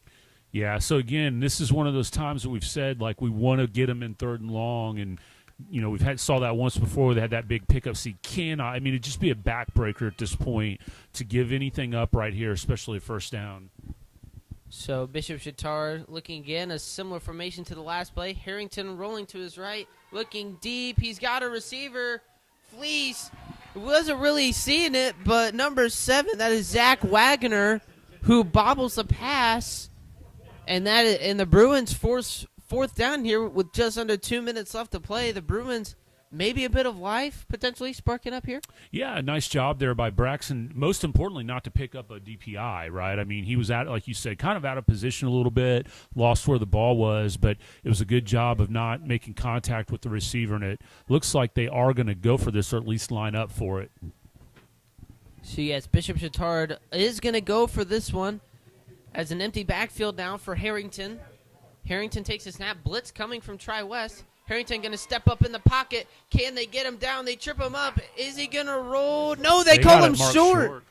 They are going to call him short, and the Bruins take over just on the 20-yard line with 1:47 to play. It's 2-minute drill, boys. Get your plays together. Get the boys right. Let's see if we can get a touchdown. Yeah, so hopefully that sparks a little bit. You can see the crowd come up a little bit. Guys are kind of a little pumped up with that stop right there, so nice job. We saw that once before where the coverage was good, and then the quarterback scrambled and picked it up, so nice job there to collapse and not let him get to that first down marker. So, yeah, like you said, 2-minute drive here. You know, you'd like to try to move the ball down the field here and get some points on the board. As we mentioned earlier, Chatard is going to get the ball first coming out of the half, so getting some points here would be huge. So Tri-West now lining up here. Like we said, 2-minute drill. Hopefully the Bruins can spark some here and take a bit of the momentum off of Bishop Chatard's shoulders. Wonson Hall going to get the ball. Cuts it back right out of the backfield. He's trying to break a couple tackles. He will, and he's going to get out to about the 25. Important to get out of bounds there. Going to stop the clock at 1:40. So going to be a pickup of about 5.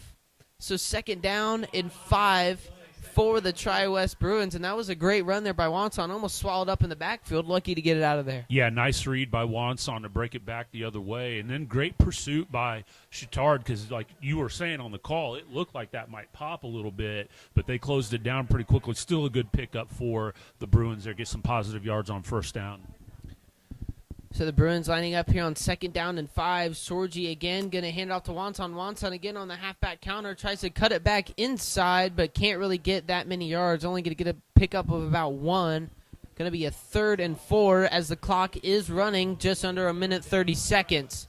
Yeah, you know, you got to be careful a little bit. I mean, you can certainly misdirection some, but you cannot dance in the backfield against a team that pursues the way that Chatard does because they will close it down real quick. And so, again, you know, you'd like to get north and south as quick as you can. Maybe Wonson thought he saw something there. You just don't want to make it a habit to do misdirection cuts a lot here. You got to get the ball up the field. So Tri-West lines up here on third down as we just cross under the minute mark. Sorgi snaps the ball, fake handoff to Wonson. Sorgi looking right, trying to scramble. He's got Carter Cummings. He cuts up the inside. It was important to get out of bounds there, but he is going to get the first down. But Carter Cummings, a good catch there, but would have been more important to get out of bounds. So the clock will stop to reset the chains here with 45.9 seconds left as the clock resumes. Yeah, Carter, pretty fortunate to get the first down right there. It was a pretty decent spot he got.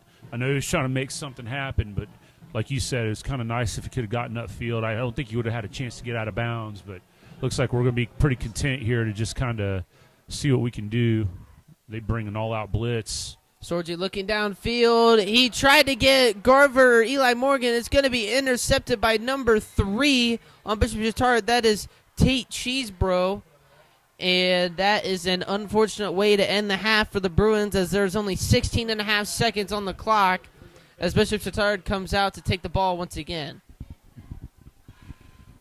Yeah, that looked like what they call zero coverage, no help over the top, just man-to-man. And it was I don't know if there was a route run wrong or what, but there were a couple of Bruins in the area, and Jack just tried to chuck it up there to see if someone could make a play. But unfortunately, there were just Trojans there to pick that one off. So the Trojans looking for a play here, and it's not looking like a victory formation to go into the half. So Harrington lining up in the backfield.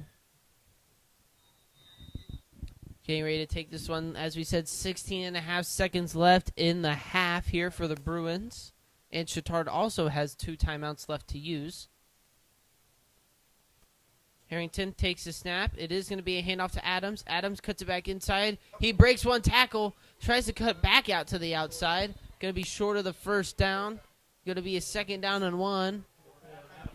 And a timeout from Bishop Chatard there with 8 seconds exact. So, I mean, Mr. Spears, as we enter halftime, I mean, definitely not what you want to see here from the Bruin offense. I mean, they've definitely made a lot of mistakes on this side of the ball, and I feel like that's almost snowballed into where we are now at this point. Yeah, I mean, it's unfortunate. You know, it kind of got out of control the way that it did because, as we said, you know, it started off so well, but we've brought a lot of this on ourselves too, with penalties and miscues and not being able to, you play a game like this against a team like a Chatard, and those 2 early balls that got put on the ground, you can't come up with either one of them, and then you actually do on the one, but then you give it right back over.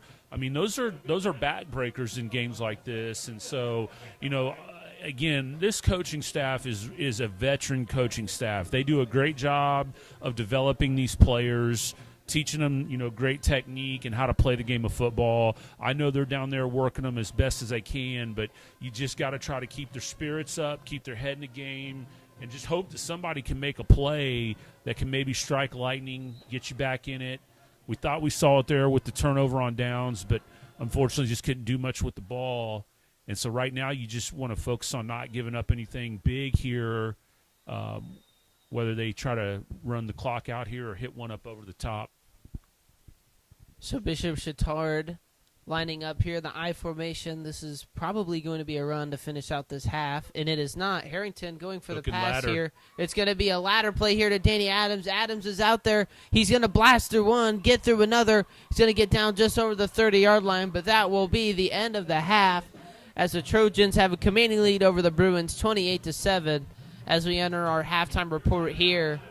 But Mr. Spears, we had a lot of hope going into this game, but a lot of that has been almost dashed now. As these Bruins have just been getting outright beat play by play, or play after play after play.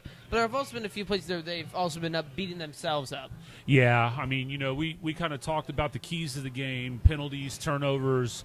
Again, we know how good this is a real deal right here. This Chatard team is good. And when you compound that with the mistakes that we've made, it just makes it even more difficult to try to overcome. Again, you don't want to say that, we're out of this yet right now. But, certainly going to take a major, major effort to come through and be able to try to turn this thing around here in the second half. So we'll see. They get the ball first. If we can come out and get a stop, maybe get a turnover, get a score up on the board, and get it back to a 2-score game, that's what I'd kind of mentioned. If it's around a 2-score game, you got to feel good. We'll see what can happen in the second half. No, yeah, definitely. Great words there said by Mr. Spears. Hopefully the Bruins get some good words, some good juice put into them by head coach Ward there. But we're going to step away here for a minute. Or we're going to step away for halftime, and we'll see you back here before we re-enter the second half.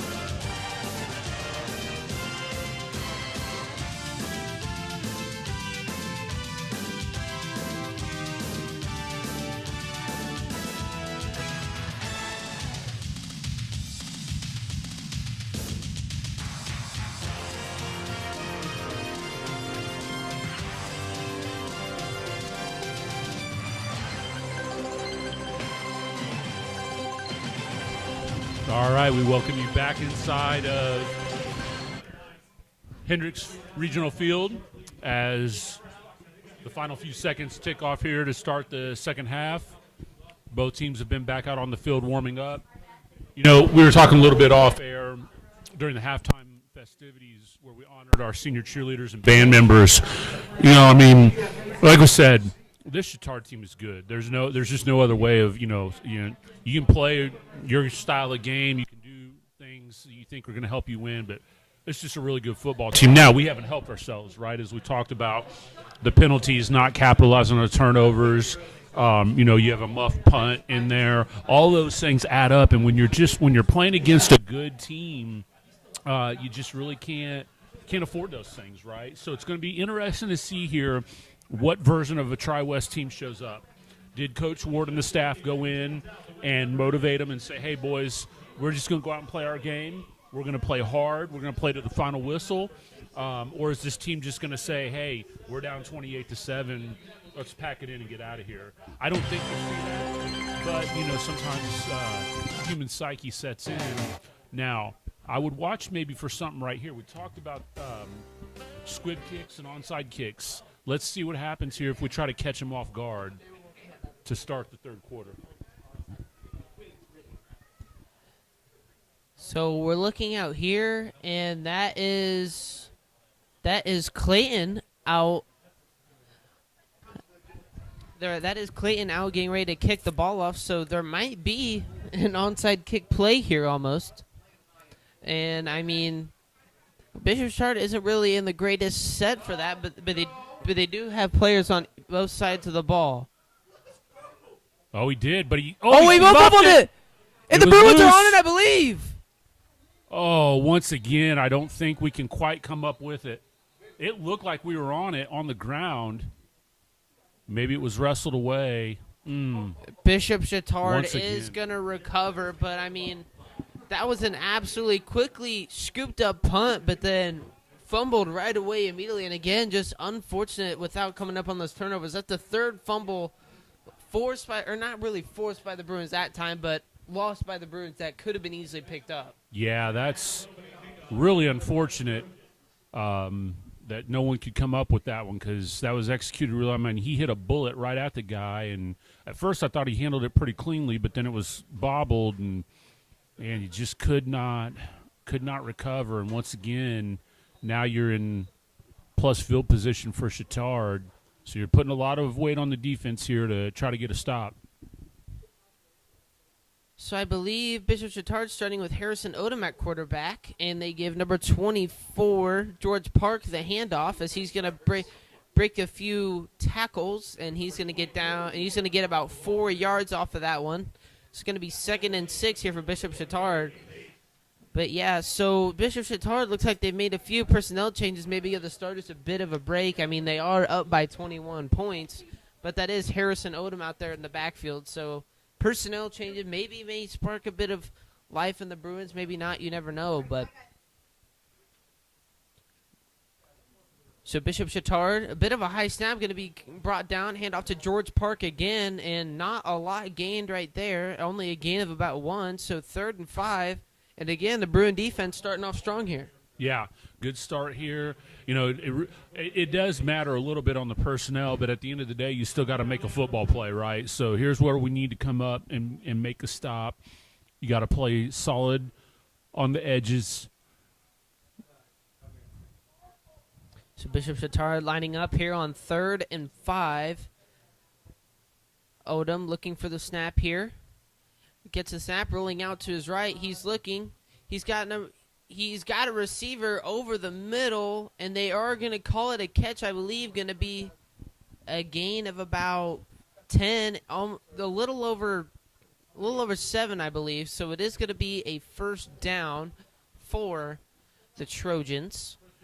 Yeah, I couldn't really see that play really well as it was on the far side of the field. I mean, obviously the officials ruled that he got a foot down, which you only need one in high school football, so he must have been able to drag one of those feet in there as he was rushing toward the sideline. So, wow, almost an offsides call there on Travis as I saw 2 or 3 of the defensive linemen jump there, but no call. So Odom trying to snap before the play is called, and Bishop Chatard is going to take a timeout. So our first time out of the half, we will step away here and give the mic over to our sponsor, Fleece Performance.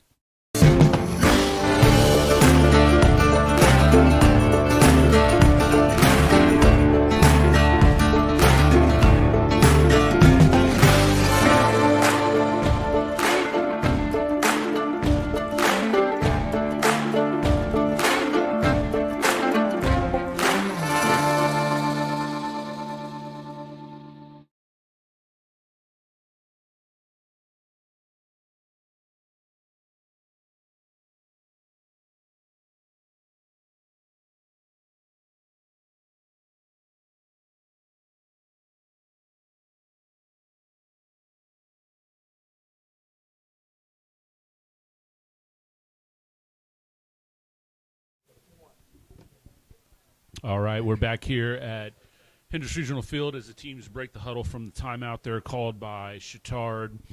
And again, we were talking there during that timeout break about, just the backbreaker of the third down conversion there. And now this drive continues for Chatard. So reset of downs gives you a chance here. You got to start off on the right foot. You can get this first down play and not let them get a chunk here. Hopefully you can prevent them from moving this ball further down the field. So as the play clock starts, Chatard getting ready to start this new set of downs for themselves. Odom still in the backfield. He's going to get the snap, looking to his left. He's looking deep over the top. He's got number 82, going to run himself out of bounds, but a nice and easy completion with nobody home right at the 10-yard line.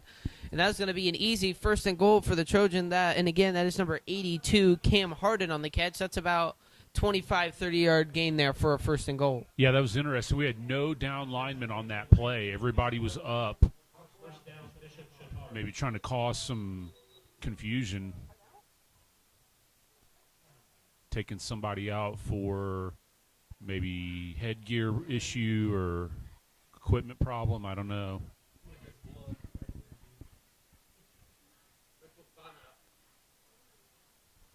That was number 29, the big tight end, Drew Swickhelmer, that's taken off there.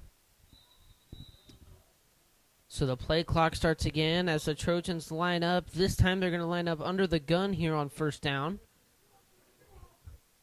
Odom surveying the defense, now goes under center.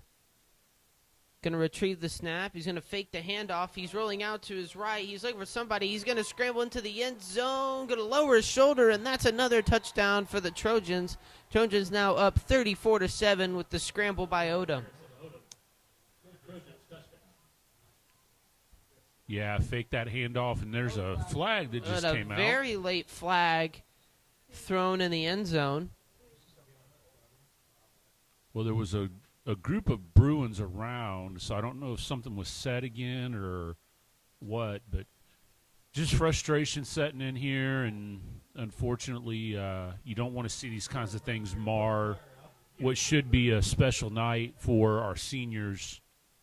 You don't want to see this thing get out of hand with unsportsmanlike stuff.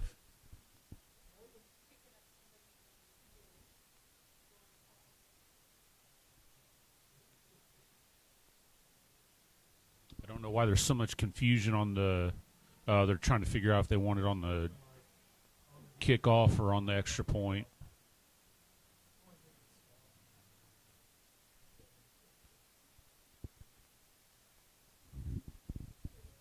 The ruling on the field is touchdown to Chatard. After the play, sportsmanlike conduct, defense, that penalty will be enforced on the kicker. Well, if I know Coach Ward, and I know him pretty well, he's not going to be happy with these kinds of penalties. And I can already see on the sideline that he's a little animated. So Bishop Chatard lining up for the kick. As here comes the snap, the kick is up, and it is again crushed through the uprights, and it is now a 28-point lead for the Trojans, now up 35-7 over the Bruins at home here. We're going to step away for a minute and give the microphone to our sponsor, Fleece Performance.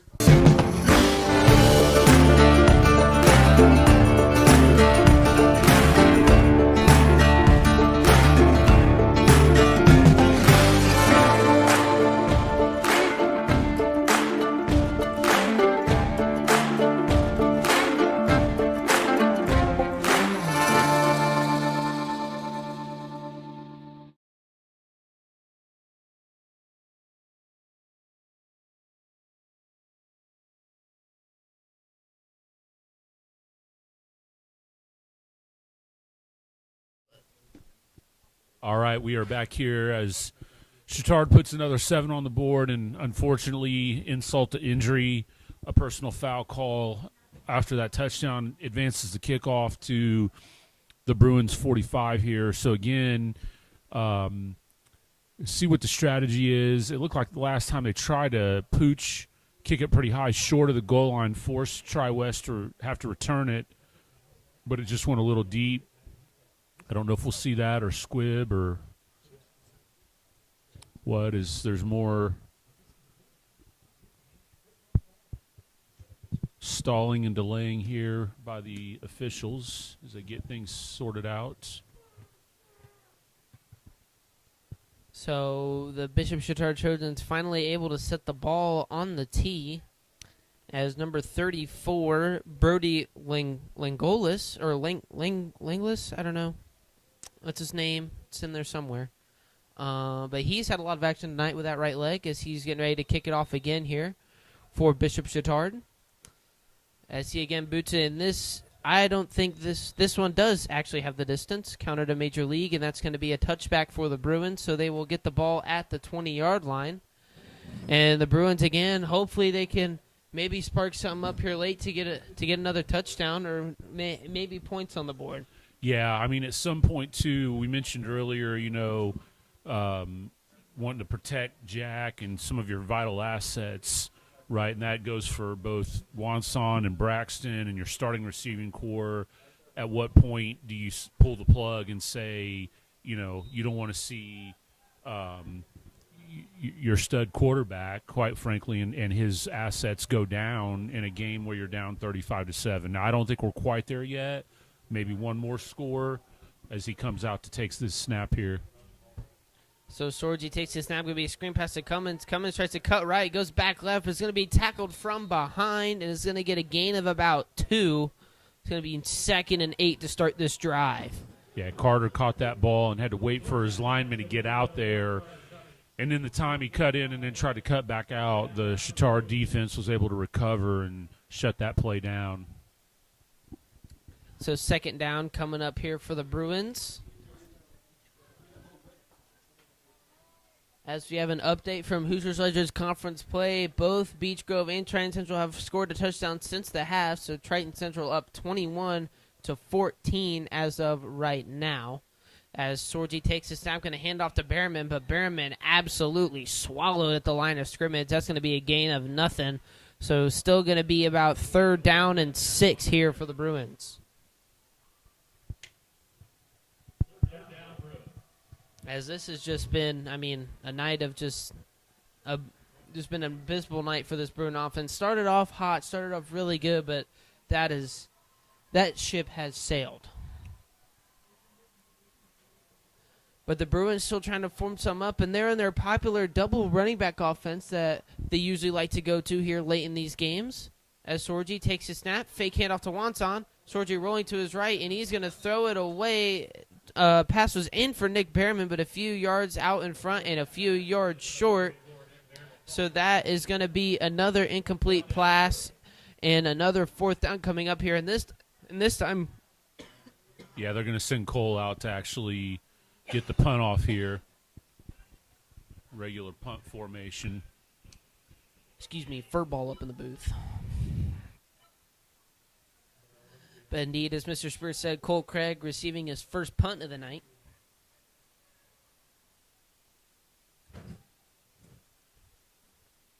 Craig, a bit of a low snap, is going to get the punt. It's going to be a drive right to the 50 almost exactly. Going to roll back just shy. So Bishop Chatard only going to have half the distance to cover here as they take over right at the 50 here. With 8:46 left to play in the 3rd quarter, as we'll step away here again and then get a word from our sponsor, Fleece Performance.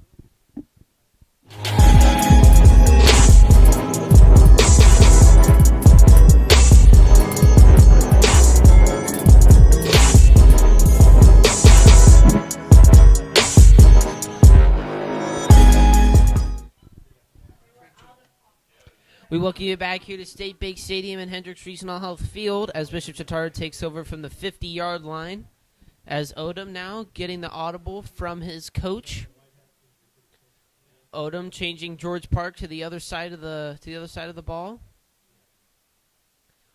Odom gets a snap, hands it off to Park. Park up the middle, looks like through the B gap, but going to get swallowed up at the line, and that's going to be a gain of about half an inch. So it's going to be 2nd down and 10 still.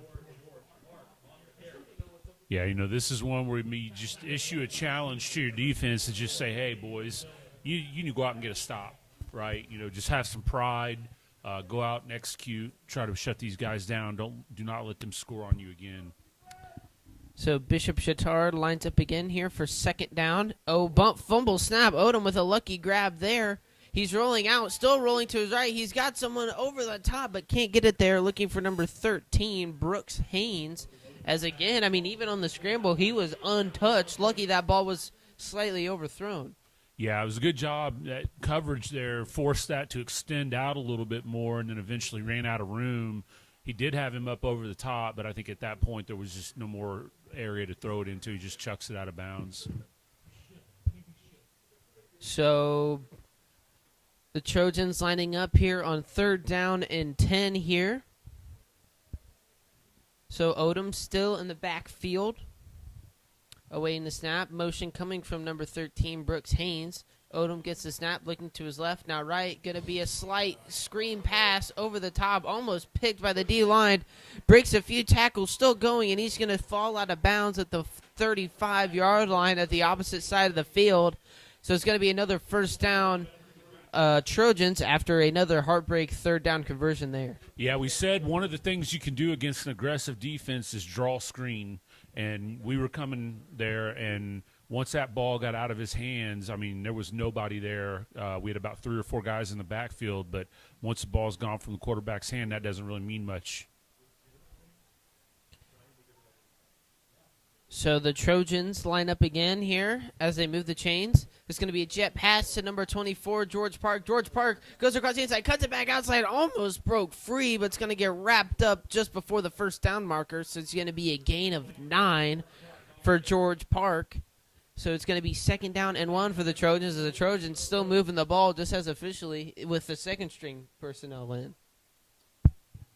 Yeah, like we said, no matter who's in, you got to execute. And so far, Chatard's been doing that with this 2nd offensive unit out there here in the 2nd half. Odom awaiting the snap. Going to get an audible from his coach. Relaying that to the offensive line here.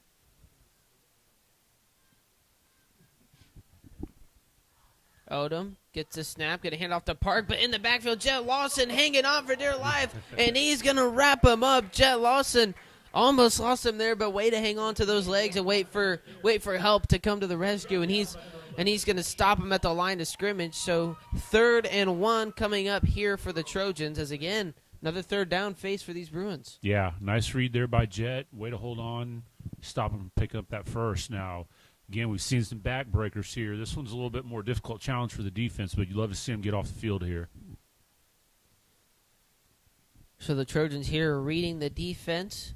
Odom receives the snap, looking left. He's going to have an out route overthrown, and the Bruins force a 4th down here. 4th and 1 from the 27-yard line. Stops the clock at 6 minutes, 7 seconds here left in the 3rd quarter. And the Trojans looking like no personnel change coming onto the field right now. So it looks like the Trojans going to attempt to go for it. Yeah, kind of no man's land right here. Probably a little too far for a field goal kick and a little too close for a punt. Honestly, it's only 4th and 2, so they could easily pick this up. But I'd like to see us bow up right here and shut this down. So the Trojans switch up to the I formation here. Odom hands it off to Park. Park trying to run up the middle. He's got it. He's got some room trying to force his way through. He's going to get down to the 18-yard line, and that is an easy 4th down conversion to move the chains. And again, just another chip away at the Tri-West block, and I think that block's getting pretty low here. Yeah, absolutely. The 3rd down conversions just are backbreakers. Because you put so much effort in the 1st, 2nd down, and you get to that 3rd down, they convert, and then it's fresh set, and you're starting all over again. Odom takes a snap, hands off to Park again. Park met by defensive lineman number 64. That's Gabe Miller right at the line of scrimmage. but only still going to gain a couple yards, so it's going to be actually only 1 yard. So second down for the Trojans. As I think these guys are just trying to run the rock, just burn out some clock here. Again, it's still working pretty well.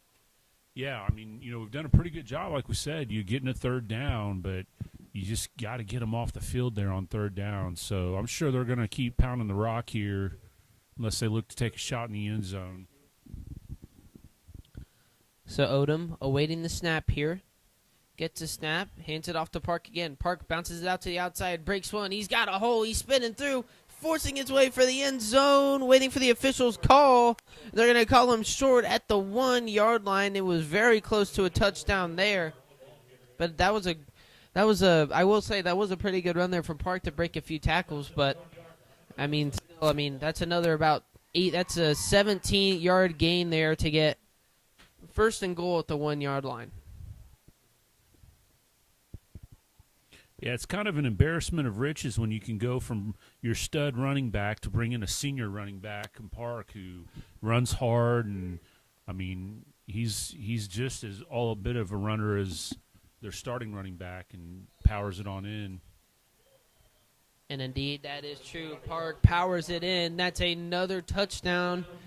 And awaiting the PAT, this is a 41-7 ball game, and to some surprise, but probably not very many, this game has gotten out of hand. Yeah, it's like we said, come out and you kind of get the game started off the right way, but, Chatard just asserted their will. They've come in and just done what they wanted to do, and like I said, we haven't helped ourselves at all with some penalties and costly mistakes, and this is what happens when you play the number 1 team in 4A. So again, at this point, it was still 4:25 left to go in the third and a whole nother quarter. Right now it's about pride. You're challenging these guys, looking them in the eyes and saying, you got to represent right now and try to do something, to make better plays. So hopefully they can get that corrected here. And an easy PAT there from Bishop Chatard puts it up 42-7. And with that, according to IHSA rules, if you're up by 35 points in the second half, that is a running clock. So on that grim note here, we're going to step away for a minute and give it to our sponsor, Fleece Performance.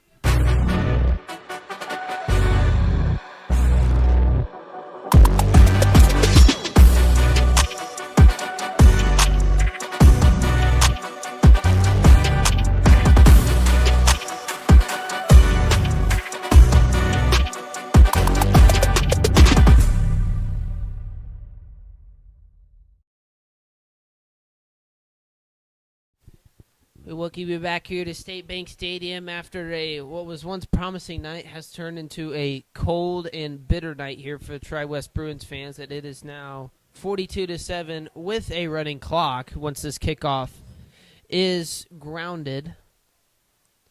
So Bishop Chatard ready to kick this one away from the 40. 4:25 left to play in the third quarter here. As Chatard kicks it away, it's another very nice kick, and it is going to roll into the end zone. Braxton Fleece there to pick it up for the touchback, and the clock is now rolling unless Tri-West scores here, but unless told otherwise, we're on alert until those 3 zeros hit in the fourth quarter. Yeah, and pretty fortunate right there, too, for the Bruins that ball trickled into the end zone. They both kind of looked at each other. If that thing checked up, it's a live ball.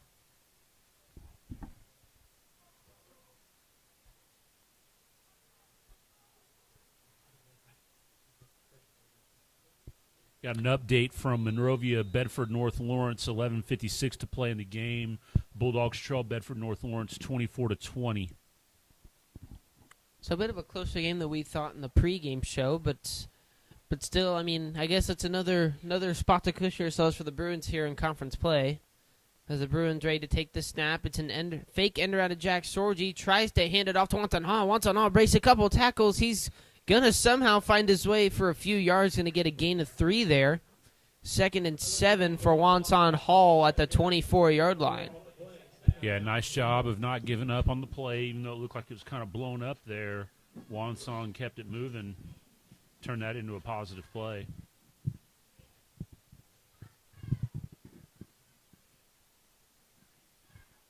So the Bruins line up here on 2nd down and 7, looks like. Eli Morgan motion across the line. Sorgi hands it off to Wanson. Hall absolutely swallowed up there by the big man. That looks like number 76, Oliver Koiku, with a wrap-up tackle there on Wanson. So that's going to be a gain for about nothing. So 3rd and 7 coming up for the Bruins.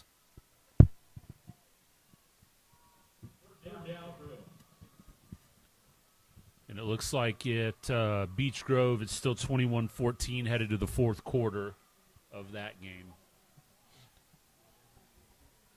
So the Bruins here lining up in the gun. Sorgi and Hall in the backfield. Sorgi jots back to pass, looking to his right. He's airing it deep. He's looking for somebody and almost picked, but it's going to be dropped by number 3, Tate Cheesebro. That would have been his 2nd interception of the night, but comes up short of it, and that's going to be 4th down, and the punt unit comes on to punt it away.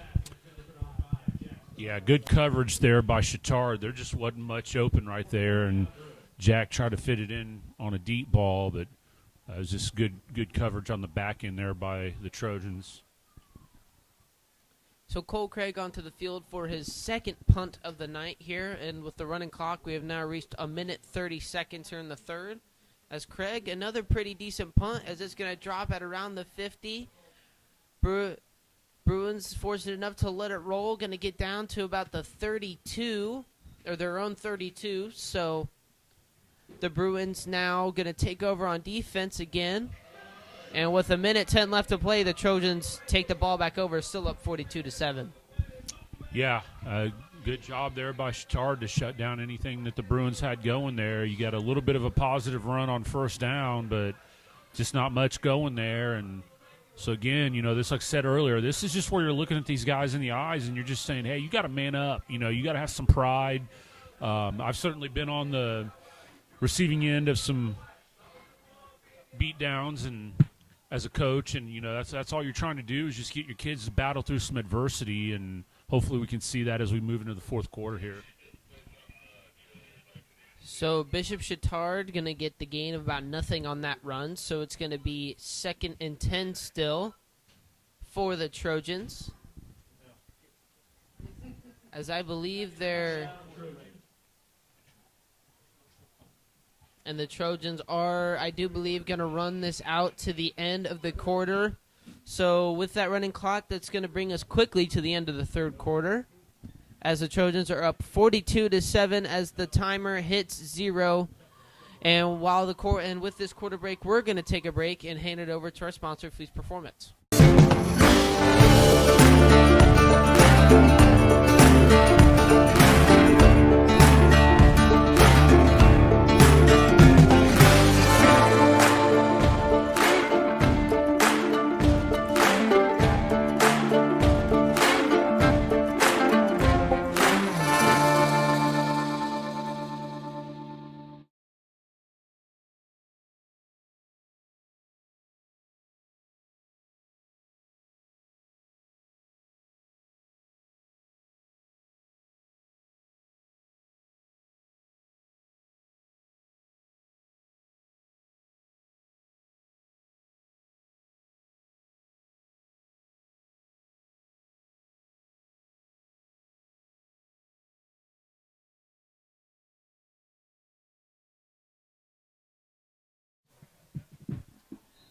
We welcome you back here to Hendricks Regional Health Field and State Bank Stadium as the Tri-West defense re-enters the playing field.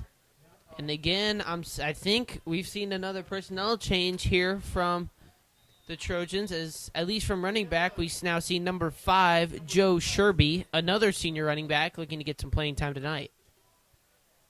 And there is a new quarterback that is number 19, Max Lockhart, on the QB draw, going to get a gain of about half a yard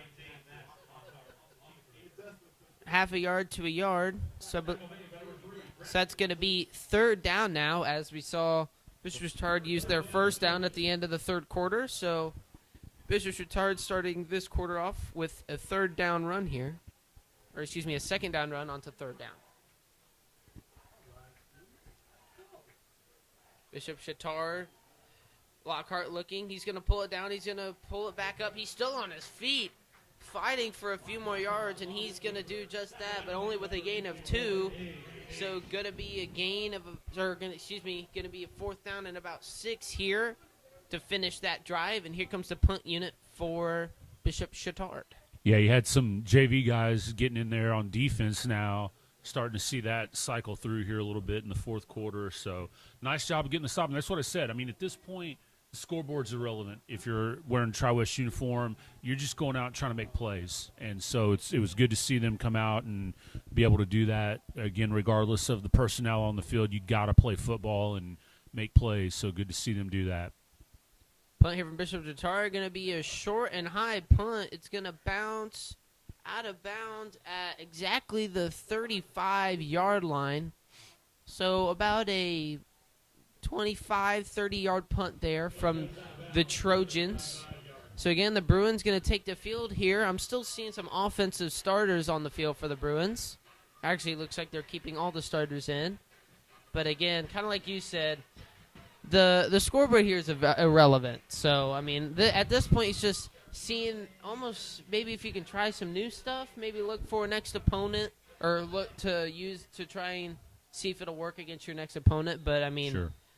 I think here it's just almost trial and error or just maybe almost take what you can get here without just keep adding on to the misery right now. Yeah, absolutely. And, I mean, anything you can do to shorten up the score on the scoreboard always makes you feel a little bit better too. But, boy, they're still looking like they're bringing pressure here.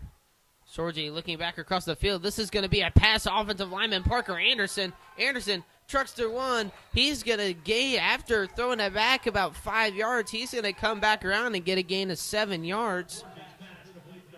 So that's going to be a gain of 7, like we said. Going to be 2nd down and 3 now. And look at the big man move up the field. Yeah, he's excited to be able to get that and get into the stat book. And it was a good hard run there. Yeah, that's some great shape. That's a great way to get into shape for basketball season coming up. We're really anticipated to see him on the floor this year with Westwood graduating. Going to be the starting center for the Bruins. Yeah.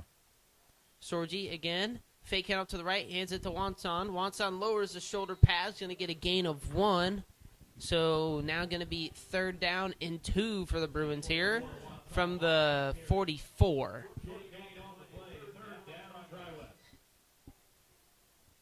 Tri-West looking for a 1st down here anyway to keep chipping away at on the yardage board at this point. And if they get down there, it'd be great, like you said, to keep chipping away at that score. But I mean, I don't think really that's the priority right now. So 3rd down here coming up for the Bruins.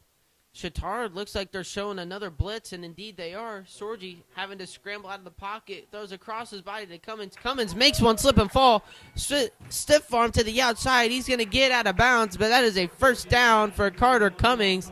That's a gain of about 20 for the Bruins down to the 40, and maybe a little sign of life left here from the Bruins. Yeah, I mean, I'm not sure how I feel about the double gap blitz still coming from Chatard being up 42-7. I mean, I guess you're playing your game, but I mean, at some point you got to call the dogs off a little bit. So the Bruins here, Sorgi looking to his left, pump fakes one, goes for the shorter pass right through Cooper Zimmerman's hands and right there on him, but just slippery through the hands. Alligator arms, right? That's what exactly that looked like. He brought those arms down before the ball into his hands, and yeah, I mean, that had some mustard on it. Jack can sling it. I mean, even that throw to Carter was off his back foot across the field, and it still was on target. He's got all the arm in the world. So Sorgi here lining up again, going to get the snap, hands it off to Hall. Hall going to cut it up through a gap, going to get a gain of about 2 or 3 before the pile starts to stop moving. So going to be about a 3rd and 8 here for the Bruins here with 6:53 left to play. And, I mean, with that running clock, this quarter's gone by fast. Yeah, absolutely. I mean, that'll do miracles to get the game moving when you got that clock always going. So, again, still plenty of time to try to get something on the board here. We've got an injured player for Chatard. Will step away for a commercial break and be right back here on the Tri-West Sports Network.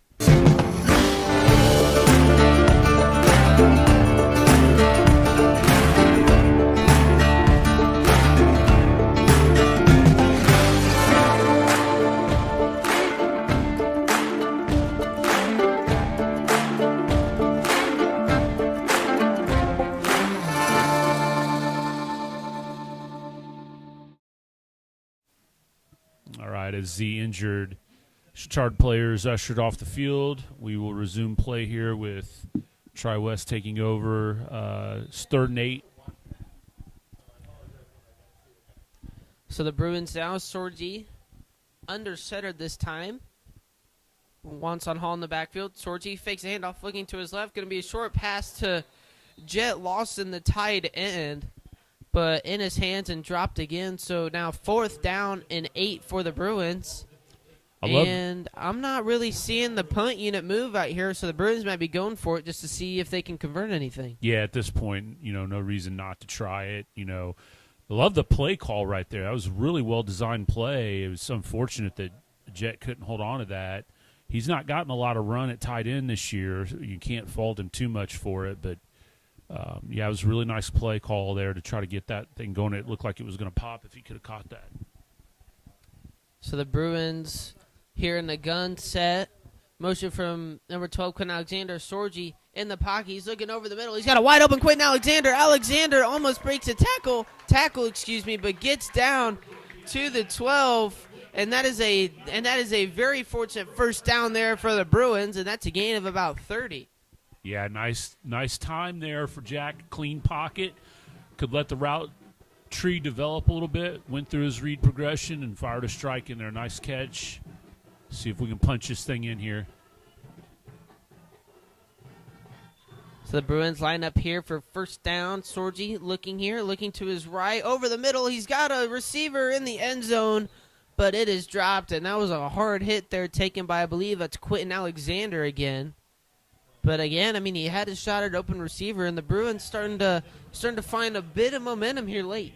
Yeah, that one definitely could have struck for 6, but unfortunately couldn't hold on to it. I'd like to see us get this in the next play or two just to get some points up on the board. So at the running clock here, we have now reached 4 minutes and 30 seconds left to play as Sorgi lining up. Sorgi with Wanson in the backfield. Sorgi under center.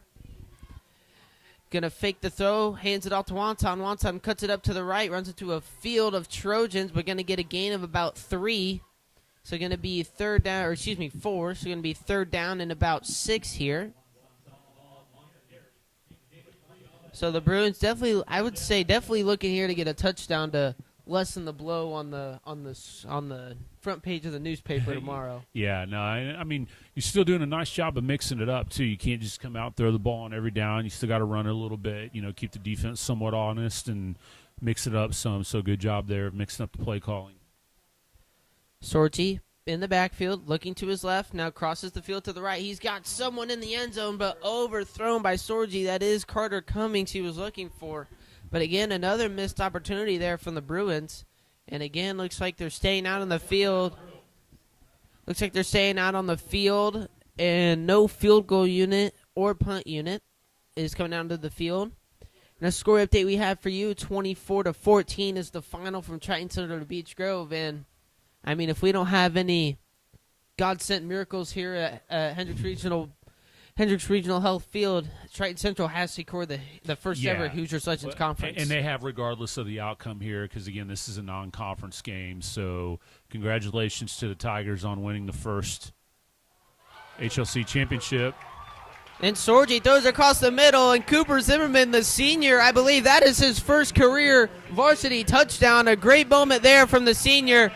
And Cooper Zimmerman going to get the touchdown. And the Bruins now strike back 13-42, and a little bit of life found here late in the fourth quarter. Yeah, nice job. And that's a little bit of a spotlight on a dim night. Like you said earlier, you get a senior come out and be able to score a touchdown in his final home game. So I know Cooper really well. I coached him in golf last year. He's a good kid. He works hard. So glad to see him get in the score column there. Here comes the kick from Jack Slayton, and it's blocked. Jack Slayton, the field goal is blocked, the extra point is blocked, so the score will stay 42-13. As after that, we'll step away here for a minute, and we'll be right back here at State Bank Stadium.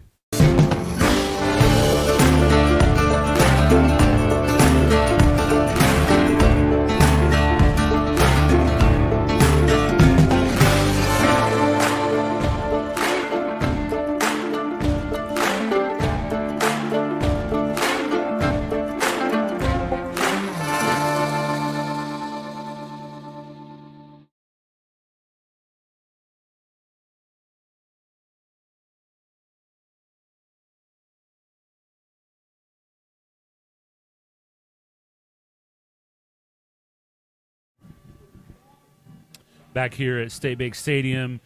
And another HLC score update, Monrovia has traded touchdowns with Bedford North Lawrence, who leads the Bulldogs 31-26 with 4:45 left to play in that game. The Bulldogs are about to kick off and need to get a stop there to give themselves a chance to secure a victory down there in Bedford. As back here, it looks like Mason Mendenhall back on the kick, maybe. Yes, that is Mason Mendenhall back on the kick. Ready to kick this one away for the Bruins here with 2:18 left to play here in the fourth quarter. And that is another free kick out of bounds on Mendenhall, his second of the night. And I know transitioning from soccer to football is a bit tough, but I mean, I guess I should just leave it at that. I mean, it is tough. And Mason was brought in late in the season, so he's still trying to adjust to the difference between an oblong ball and a round ball. Yeah, it's a little different, but, you know, I mean, again, I don't know. I mean, that could be the strategy. I mean, like we said, we know that this Bishop Chatard team has a lot of athletes, and so maybe you just completely take away any kind of a chance for a return for a touchdown and just satisfied with having them start at the 35. So either way, yeah, I'm sure we'll see Mason bounce back. So the Trojans lining up here on offense. I think they're going to try and drain out some of this clock as there's 1:23 left to play with 13 seconds left on the play clock. As Trojans take the snap, hand it off to number 5. That is Joe Sherby, and he almost broke free for almost another touchdown, but luckily stopped just past the first down marker. But that will move the chains for the Trojans as we cross the 1 minute mark left to play here tonight. Yeah, I think probably one more play, too, maybe. Looks like they can run this down to about 35 seconds. Probably just either a dive or take a knee, although they're set up in a shotgun. So the Trojans hand it off again here to Sherby. Sherby still trying to churn those legs, only going to get a gain of about 2. And it'll be second down and 8, and that might be the end of the game here, or they might try to run one more play. But even if they do not, that will be the game as the play clock is ahead of the play clock is ahead of the time clock. So that will be the game there. The Trojans do take a win here at Tri-West, 42-13. I mean, Bruins do get a garbage time touchdown. Really happy for that senior there, Cooper Zimmerman. I know he's worked hard here, but I mean, that's almost a scary moment to see going into sectional play, going against teams like Cascade and Gibson Southern.